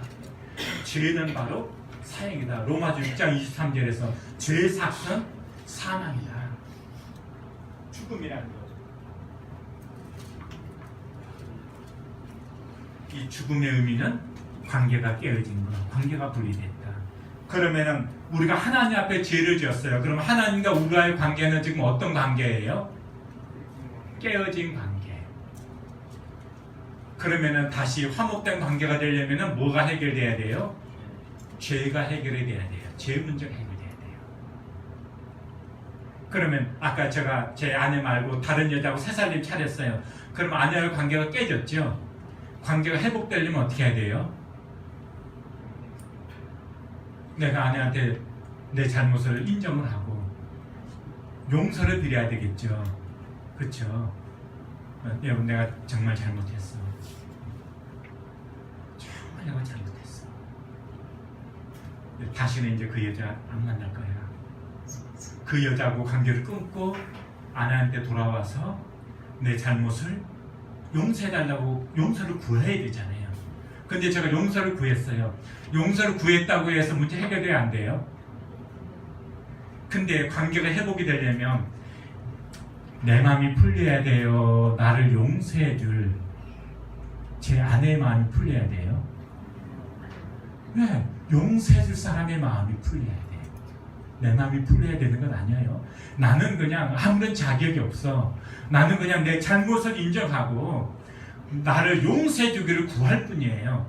아내가 용서해주면은 관계가 회복이 되는 거고, 용서 못해주겠다고 하면 그냥 저는 어쩔 수 없이 끝나는 거예요. 관계는 그냥 끝나는 거예요. 문제는 아내에게 달려있는 거예요. 그러면 우리 하나님과의 관계가 지금 우리 어그러졌죠? 깨어졌죠? 하나님 관계가 깨어졌기 때문에 우리는 하나님 계신 천국에 못 가고 악한 영들이 사는 그 지옥에를 갈 수밖에 없는 운명이라고요. 그럼 하나님과 관계가 천국 가려면 하나님과 관계가 회복이 돼야 되는데 우리가 지금까지 하나님을 인정하지도 않고 내가 주인 되어서 죄 짓고 살아왔어요. 그런데 하나님 나라 갈 수 있어요? 못 가요? 못 가는 거잖아요. 그럼 우리가 어떻게 해야 돼요? 하나님, 제가 지금까지 하나님을 감사하지도 않냐고 영화롭게도 아니했습니다. 진짜 하나하나 따지고 보면은요, 진짜 우리 감사하지 않았어요. 생선 좋아해요, 안 좋아해요? 좋아하죠? 요즘에 고등어, 자반고등어 그 한 그릇에 얼마예요? 네? 얼마쯤이에요? 7,000원요? 고등어, 자반고등어 값이 7,000원인가요? 근데 그건 자반고등어 값이 아니고, 자반고등어는 하나님이 이미 다 줬어. 저 바다에다가, 수족관에다가 싹 하나님께서 다 담아줬어요. 근데 우리가 7,000원 하는 건 뭐예요? 저 수족관에 담겨져 있는 그 고등어 잡아다가 여기까지 옮겨놓은 삭시예요. 그 삭시 7,000원이지. 자반고등어 값 자기가 자반고등어 만들었나요? 고등어 자기가 만들었나? 아니죠. 하나님이 준 거 그거 여기 옮겨놓은 것 뿐이에요. 그럼 그거 먹을 때요, 하나님이 준 거 감사합니다. 감사해야 되잖아요. 근데 감사 안 하고 먹었잖아요. 그렇죠. 공기 마시면서 요즘 미세먼지 막 한참 떠졌는데, 옛날에는 뭐 공기 감사하는 거 잘 몰랐는데 요즘 맑은 공기 있으면 감사되잖아요. 돈 주고 마셨어요? 공짜로 마셨어요? 누구는 환경 분담금 내는데요 그러더라고요. 그래서 그 환경 분담금은 공기값이 아니고 오염해 놓은 거 그거 치우는 값이지, 하나님이 공기 다 공짜로 주셨잖아요. 그럼 주신 분한테 감사해야지. 뭐 이런 거 따지면 한도 없고, 어쨌든 우리는 하나님 감사하지도 않고 하나님도 모르고 그냥 그렇게 살아온 삶이, 죄악된 삶을 살아왔다는 거예요. 그러면 하나님 앞에 나와서, 하나님, 제가 지금까지 이렇게 살아왔습니다.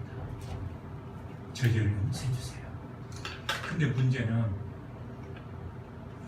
우리의 죄를 하나님 편에서 용서해 주시는 거예요? 아니면은 내 편에서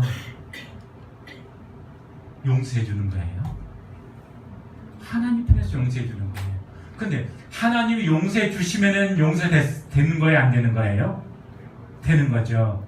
근데 하나님이 용서를 안 해주시면은요, 우리는 어쩔 수 없이 지옥 가야 돼요. 하나님 용서 안 하시면 어쩔 수 없이 지옥 가야 되는 거예요. 아내가 저 용서 안 해주면 저는 어쩔 수 없이 관계 끝나는 거죠. 근데 아내가 저를 용서해 주려면 아내의 마음이 풀려야 된다고 그랬죠. 내 마음이 풀려야 되는 게 아니고 아내의 마음이 풀려야 되는 거예요. 하나님이 우리 죄를 용서하시려면은요, 내 마음이 풀려야 될까요? 하나님 마음이 풀려야 될까요? 하나님 마음이 풀려야 되잖아요. 그래 하나님 용서하실 게 아니겠어요? 그런데 하나님의 속성 가운데, 아까 하나님은 사랑의 속성이 있다고 얘기를 했죠. 근데 하나님의 속성 가운데는요, 공의의 속성이에요. 공의라는 말은요, 최근에 그 11명 죽인 그 살인자 기억나는 사람 있어요? 예전에 유영철이는 기억나는데, 자, 오래된 분들은 뭐 김대두인가 뭔가 연세 많으신 분, 예전에 살인마. 최근에 또 누구 있었는데, 그럼 한번 이렇게 얘기를 해보겠습니다. 어린아이를 유괴해다가 돈 요구하고서, 그리고 그냥 돈 받고 그 유괴한 어린아이는 돈 받기 전에 이미 그냥 싹 죽여버렸어요. 그런 일이 가끔 발생되잖아요. 그냥 우리 그런 사람들 뭐 그럴 수 있으니까 그냥 그대로 그냥 내비둡시다. 그럼 여러분 좋아요, 안 좋아요? 안 좋죠? 왜 안 좋아요? 우리 인간 마음 안에 어떤 속성이 있으니까 그래요? 공의의 속성이 있으니까. 그런 놈들 그냥 둬서는 안 돼. 왜 대한민국은 그냥 사형제지도 아직 폐지도 안 했는데 그런 놈들을 안 죽이는 거야? 이런 말 나오는 거죠. 왜 그래요? 우리 인간 마음 안에 공의의 속성이 있으니까 그래요. 공의의 속성이 누구로부터 왔다? 하나님께로부터 왔다. 하나님의 속성 가운데 공의의 속성이 있어요. 그렇기 때문에 하나님은요, 죄인을 심판하셔야만 될까요? 안 하셔야 될까요? 하셔야만 되는 거예요. 하셔야만. 공의의 속성이 있으니까. 그런데 죄인을 심판해서 지옥 딱 보내버리게 되면은요, 죄인 고발할 수 있는 길이 생겨요, 안 생겨요? 안 생기죠. 그럼 어떻게 해야 돼요? 하나님은 하나님의 사랑의 마음은 우리를 구원해주고 싶은데 하나님의 공의의 속성이 죄인을 그대로 용납할 수가 없어요. 그러면은 하나님의 이 죄인을 심판하셔야만 되는 하나님의 공의가 만족이 돼야만 우리를 용서하시는데 어떻게 할 거냐 이거예요. 그래서 하나님께서요, 어떤 방법으로 우리를 구원해 주셨냐 하면 자기의 아들을 세상에 보내셨어요. 하나님의 아들의 이름이 누굴까요?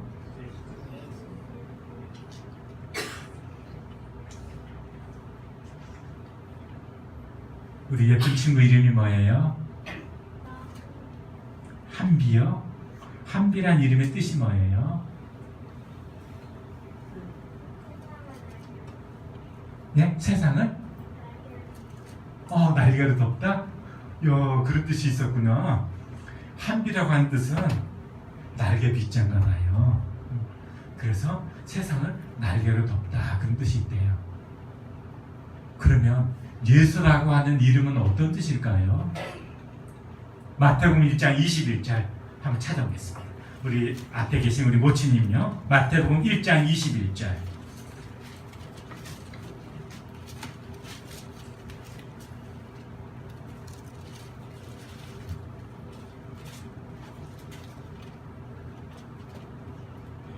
(1장 21절) 한번 읽어줘 보세요. 예, 그 옆에 우리. 아들을 낳으니 이름을 예수라 하라. 이는 그가 자기 백성을 그들을 죄에서 구원한 자이시니라. 한비라 이름의 뜻이 날개를 덮다 하는 뜻이 있다면 예수라고 하는 이름의 뜻은 뭐라고요? 아들을 낳을 텐데 이름을 예수라고 그렇게 해라. 이는 그가 자기 백성을 저희 죄에서 구원할 자다. 그럼 예수라는 이름의 뜻은요? 어떤 뜻이 있어요?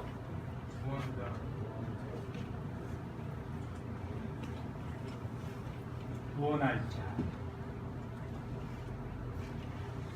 예수라는 이름의 뜻은 구원자인데 어디로부터 구원해 주는 거예요? 죄에서 구원할 자. 그게 예수라는 이름의 뜻이에요. 예수라고 한 이름 자체 뜻이 그런 거예요. 근데 예수님은 하나님의 아들이죠. 하나님의 아들. 근데 하나님께서 아들을 왜 세상에 보냈어요? 그건 목적이 있지 않겠어요? 하나님께서 아들을 세상에 보낸 목적. 요한복음 3장 16절요. 하나님 왜 아들을 세상에 보냈을까? 같이 읽어보겠습니다. 요한복음 3장 16절 시작. 하나님이 세상을 이처럼 사랑하사 독생자를 주셨으니 이는 그를 믿는 자마다 멸망치 않고 영생을 얻게 하려 하십니다. 아니 이게 무슨 말인가? 예수나 이름의 뜻은 죄에서 구원할 자인데, 죄에서 구원할 자인데 하나님이 예수를 세상에 보냈다는 거예요. 왜 세상에 보냈느냐? 예수를 믿는 사람을 구원하시려고. 근데 이게 무슨 뜻이냐면요, 아까 죄는 어떻게, 죄의 삭선 뭐라고 그랬죠? 사망이죠. 사망은 죽음이라고 하는 뜻입니다.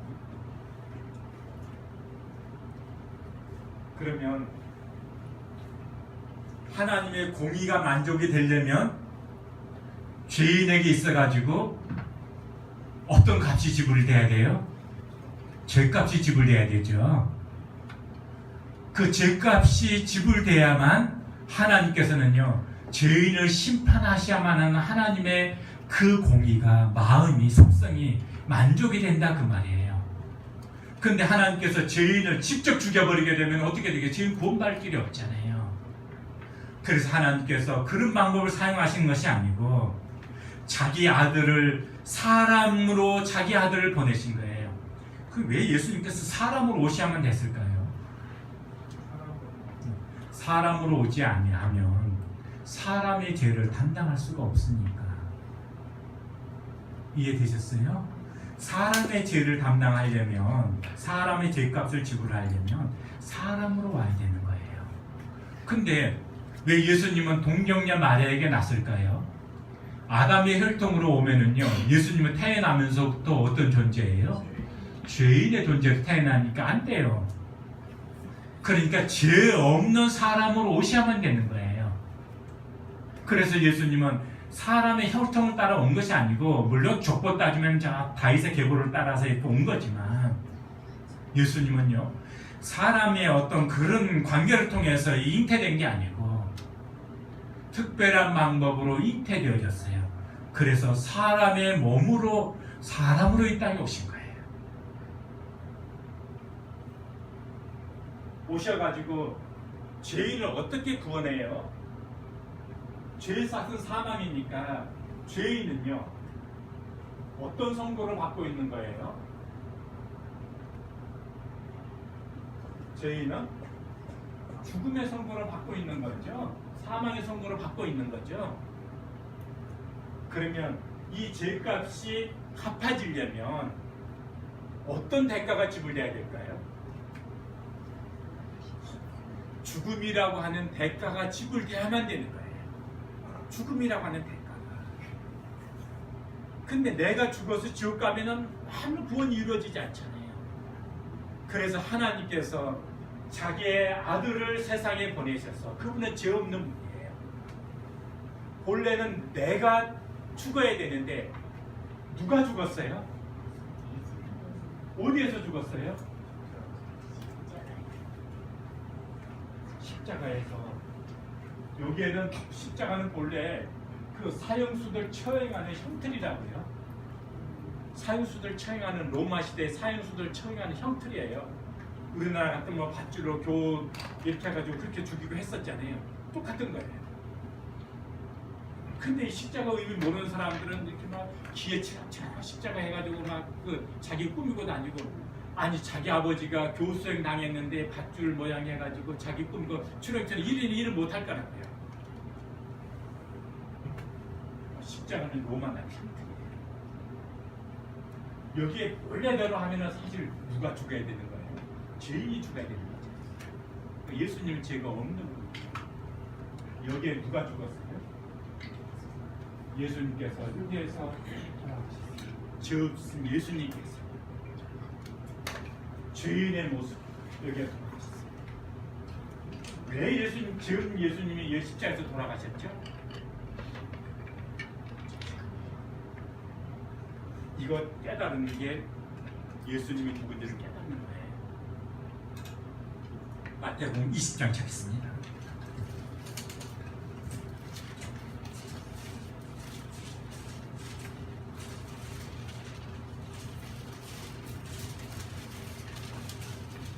(20장) 28절요. 신약성경 34페이지 같이 읽겠습니다. 20장 28절 시작. 인자가 온 것은 섬김을 받으려 함이 아니라 도리어 섬기려 하고 자기 목숨을 많은 사람의 대속물로 주려 함이니라. 여기서 인자는 누굴까요? 예수님. 네, 예수님이에요. 인자는 사람의 아들이다 그 말이에요. 예수님께서 본래는 그분은 근본 하나님의 본체신데 사람으로서 이 땅에 오셨기 때문에 예수님은 자기 자신을 인자라고 자기 자신을 표현을 했어요.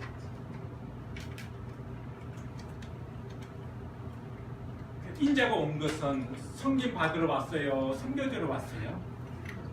예수님께서 이 땅에 오신 건 섬김 받으러 왔어요? 섬겨주러 왔어요? 섬겨주러 왔죠. 섬김 받으려면 저 높은 곳에서 섬김 받지 왜 이 땅에 인간의 몸을 입고 이 땅에 와요? 이 땅에 온 목적은 섬겨주러 왔어요. 어떻게 섬겨주려고요? 말씀 잘 보세요. 이 말씀이 하나님의 계시라고 그랬죠. 하나님의 그 뜻을 하나님께서 보여주시는 거라고 그랬죠. 말씀이. 그래서 이 말씀이 우리의 구원의 길을 딱 보여주는 거예요. 말씀을 한번 보세요. 어떻게 섬겨주러 오셨죠? 자기 목숨을 대속물로 주려고. 대속물로 주려고. 대속물을 제가 설명해 볼게요. 대속물을 설명해 볼게요.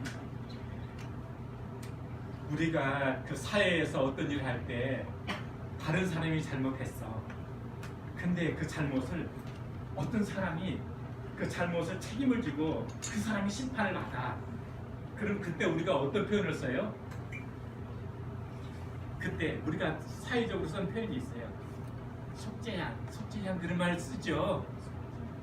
예. 속죄양 말고 뭐라고 그러죠?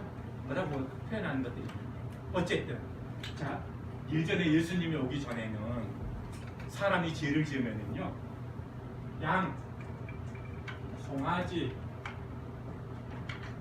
물기 이런 그 정결한 짐승들을 제사장 앞으로 끌고 오는 거예요. 누가 끌고 와요? 죄인이. 그러면 제사장이 안수를 해요. 죄송합니다. 두 분 한번 나오세요. 두 분 앞에. 연세신데 나오는 앞에 죄송해요. 이쪽은 하얘니까 양이고 이쪽은 까마니까 죄인이에요. 네. 죄인이 이제 양을 제가 제사장 할 거예요. 양을 끌고 오세요. 그 양은 네 발을 해야지. 양이 두 발로. 네. 그럼 이제 제사장이 안수를 해요. 안수의 의미는 뭐냐면요. 너와 너는 동일 한 몸이 됐다. 동일시 됐다 하는 뜻이 있어요. 또 하나는요. 이렇게 정관했다 이런 뜻이 있어요. 동일시 됐다. 그러면은요. 우리가 연대보증 쓰잖아요. 연대보증이 뭐예요? 네가 돈 안 갚으면은 내가 똑같이 그 책임지겠다 이런 거잖아요. 안 갚으면 이쪽이 책임져야 되는 거예요. 자, 그런데 문제는 여기가 죄인이니까 여기가 죄인이기 때문에 죽어야 되잖아요. 근데 여기 죄인을 죽이는 게 아니고 여기 양을 죽여. 이 양이 죽었어. 그럼 누가 죽은 것으로 간주되는 거예요? 죽기는 양이 죽었는데 죄인이 죽은 것으로 간주되는 거예요. 죽은 것으로 간주된다라고 하는 뜻은 그 죄값이 갚아진 것으로 간주되어지는 거예요. 이것이 대속에 대한 그림자예요. 이건 그림자예요. 그럼 실체가 뭐냐? 이 건물 짓기 전에 조감도 있잖아요. 조감도는 뭐예요? 실제 건물은 아니에요. 앞으로 이런 건물이 들어설 겁니다. 하는 거 보여주는 거잖아요. 지금 이 대속에 대한 구약의 원리는 조감도하고 똑같아요. 앞으로 대속은 이렇게 이루어집니다. 근데 실체가 왔어요. 건물, 실제 건물이 들어서는 것처럼. 그 실체가 뭐냐면요. 예수 그리스도를 통해서 온 인류의 죄가 대속되는 원리가 실제로 이루어졌어요. 예수님은 죄가 없는 분이시죠. 자, 예수님이 죄 없는 예수님이 십자가에서 죽으셨어요. 이것을 일컬어서 본래는 누가 죽어야 돼요? 죄인. 근데 우리가 죄인 거는 꼭 남의 얘기 같아. 로마서 3장 23절에 모든 사람이 죄를 범했습니다. 누가 죄를 범했다고요? 모든 사람. 그럼 나는 모든 사람 가운데 있어요, 없어요? 그러니까 생각을 할 때 성경은 모든 사람 대상이니까 모든 사람이지만 내가 생각할 때는 죄인 그러면 누구 생각해야 되는 거예요? 나. 꾸르꾸르가 10마리 소풍 갔는데 돌아올 때 세어보니까 9마리였어. 형 꾸르꾸르가 세어봐도 9마리, 둘째 꾸르꾸르가 세어봐도 9마리, 엄마 꾸르꾸르가 세어봐도 9마리. 왜 그랬을까요? 이거 잘 아시네요. 자기를 아세요. 그 왜 예전에 책에 왜 그런 것이 일어났을까요? 사람들은요 남 얘기 많이 하면서도 자신을 잘 못 깨달은 얘기예요. 그래서 있는 얘기예요. 그러니까 죄인 얘기하면 남들 죄인 하지 말고 내가 죄인이다. 내가 죄가 죄인. 자, 그러면 내가 죄인이기 때문에 본래 십자가에서 여기는 누가 죽어야 되는 거예요? 내가 죽어야 돼요. 근데 여기서 누가 죽었어요? 예수님.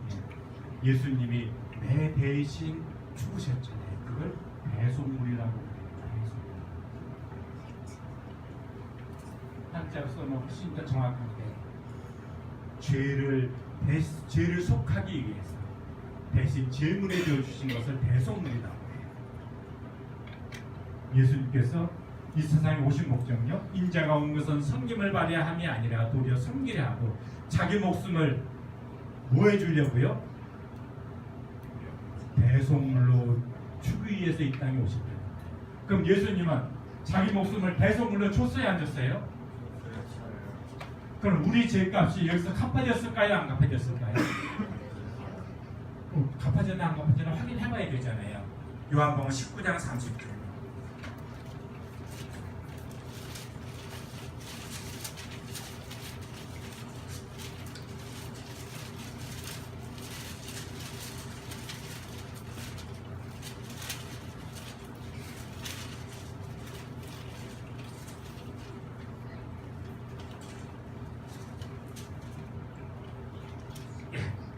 같이 읽겠습니다. 시작.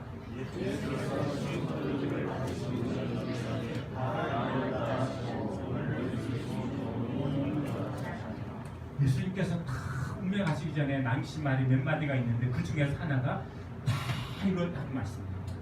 다 이뤘다는 말이 무슨 뜻일까요? 다 이뤘다. 끝났다. 예, 끝났다. 다 갚았다. 다 대속되었다. 누구의 죄가 대속이 된 거예요? 우리 말고 누구예요? 내 죄. 내 죄값은 다 갚아졌어요, 안 갚아졌어요? 그럼 나는 심판받아야 하나요? 그럼 지옥 가야 하나요? 그럼 내가 구원 받은 거야, 안 받은 거예요? 그럼 받은 사람이네. 내 죄가 언제 없어진 거죠? 언제 갚아진 거죠? 예수님이 십자가에서 대속의 죽음을 죽어주신 그때 내 죄는 이미 다 갚아진 거예요. 근데 그 사실을 여태껏 모르거나 알려고 하지 않고 있다가 오늘 알게 된 거예요. 자, 그러면 하나님께서는 나를 심판하실까요? 나를 받아주실까요?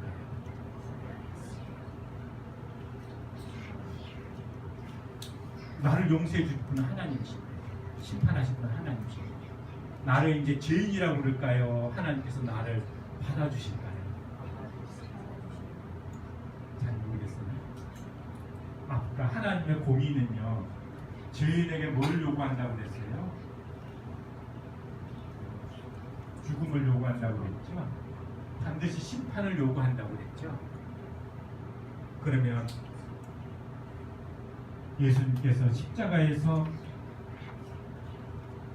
우리 죄를 위한 대속물로 자기 자신을 드려주셨죠. 그럼 여기에서 내가 이제 질문을 하나 하겠습니다. 예수님은 누구를 위해서 십자가에서 죽으셨을까요? 예쁜 친구니까 물어보는 거예요. 예수님은 누구를 위해서 십자가에서 죽으셨을까요? 네, 나를 위해서요? 예. 정확한 대답이에요. 근데 일단은 틀렸어요. 이따가 다시 맞았다고 수정할 거예요. 예수님이 십자가에서 누구를 위하여 십자가에서 죽었을까요? 네, 누가 한번 대답해봐요. 나를 위해서요? 저거 틀렸다고 얘기를 했는데. 세상. 아니에요. 다 틀렸어요. 이제 드디어 이제 막판에 2단이 나왔구나. 지금까지는 잘 들었는데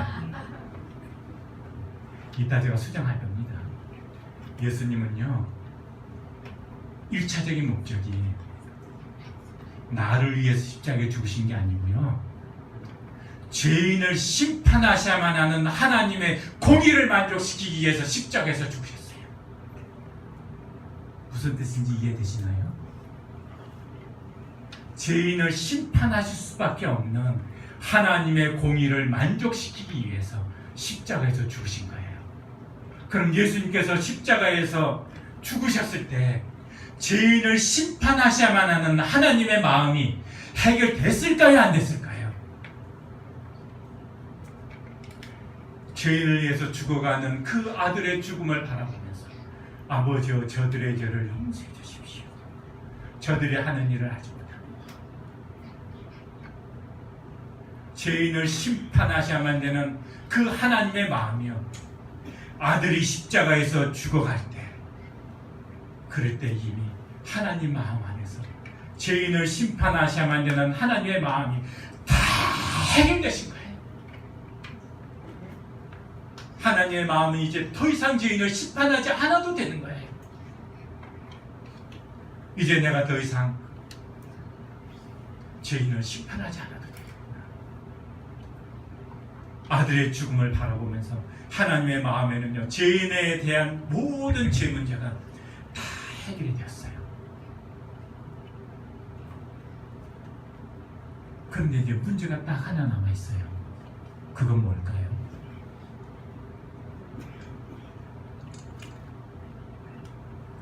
내가 해야 될 일이 남아있어요. 어떤 해야 될 일이 남아있을까요? 내 죄를 대속해 주신 그 예수님, 그 사실을 믿고 하나님 앞에 나오는 거예요. 하나님, 저를 용서해 주셔서 감사합니다.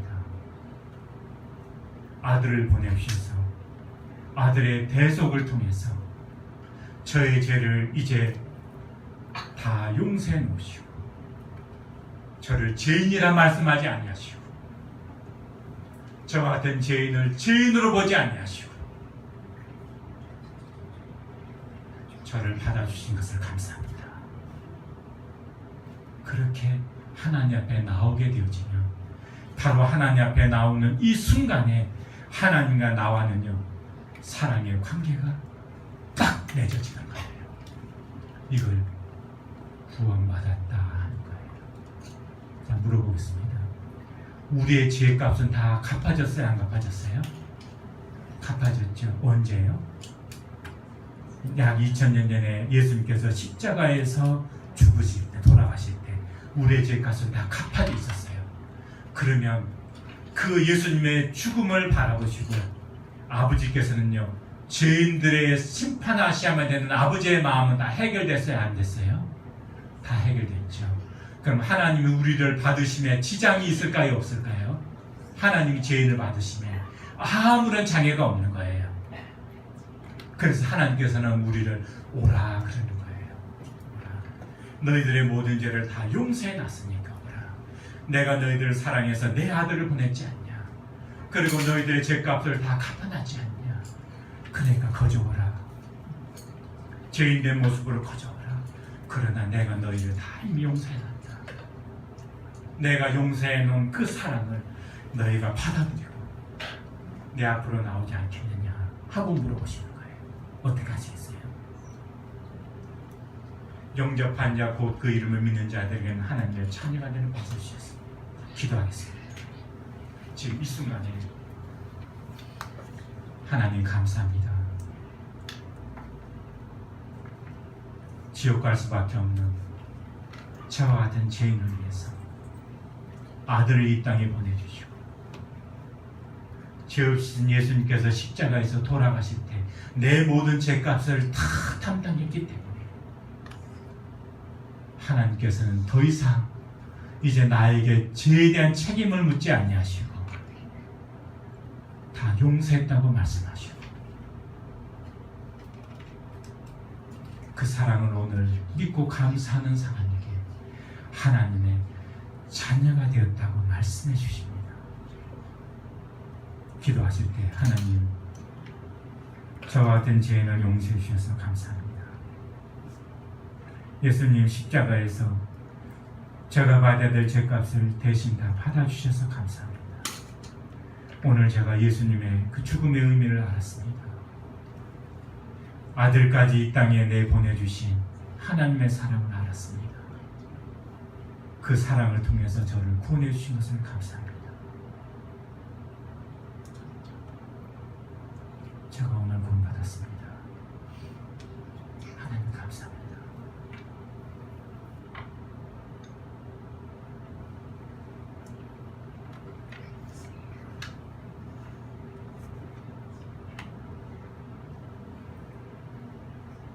만왕의 내 주께서 왜 고초당했나? 이 벌레 같은 날 위해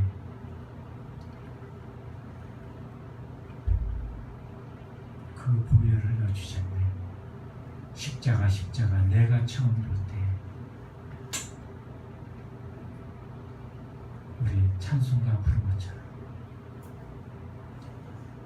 만왕의 왕 예수님께서 날 위해 고초당해 주심을 통해 내 모든 죄가 다 사해지고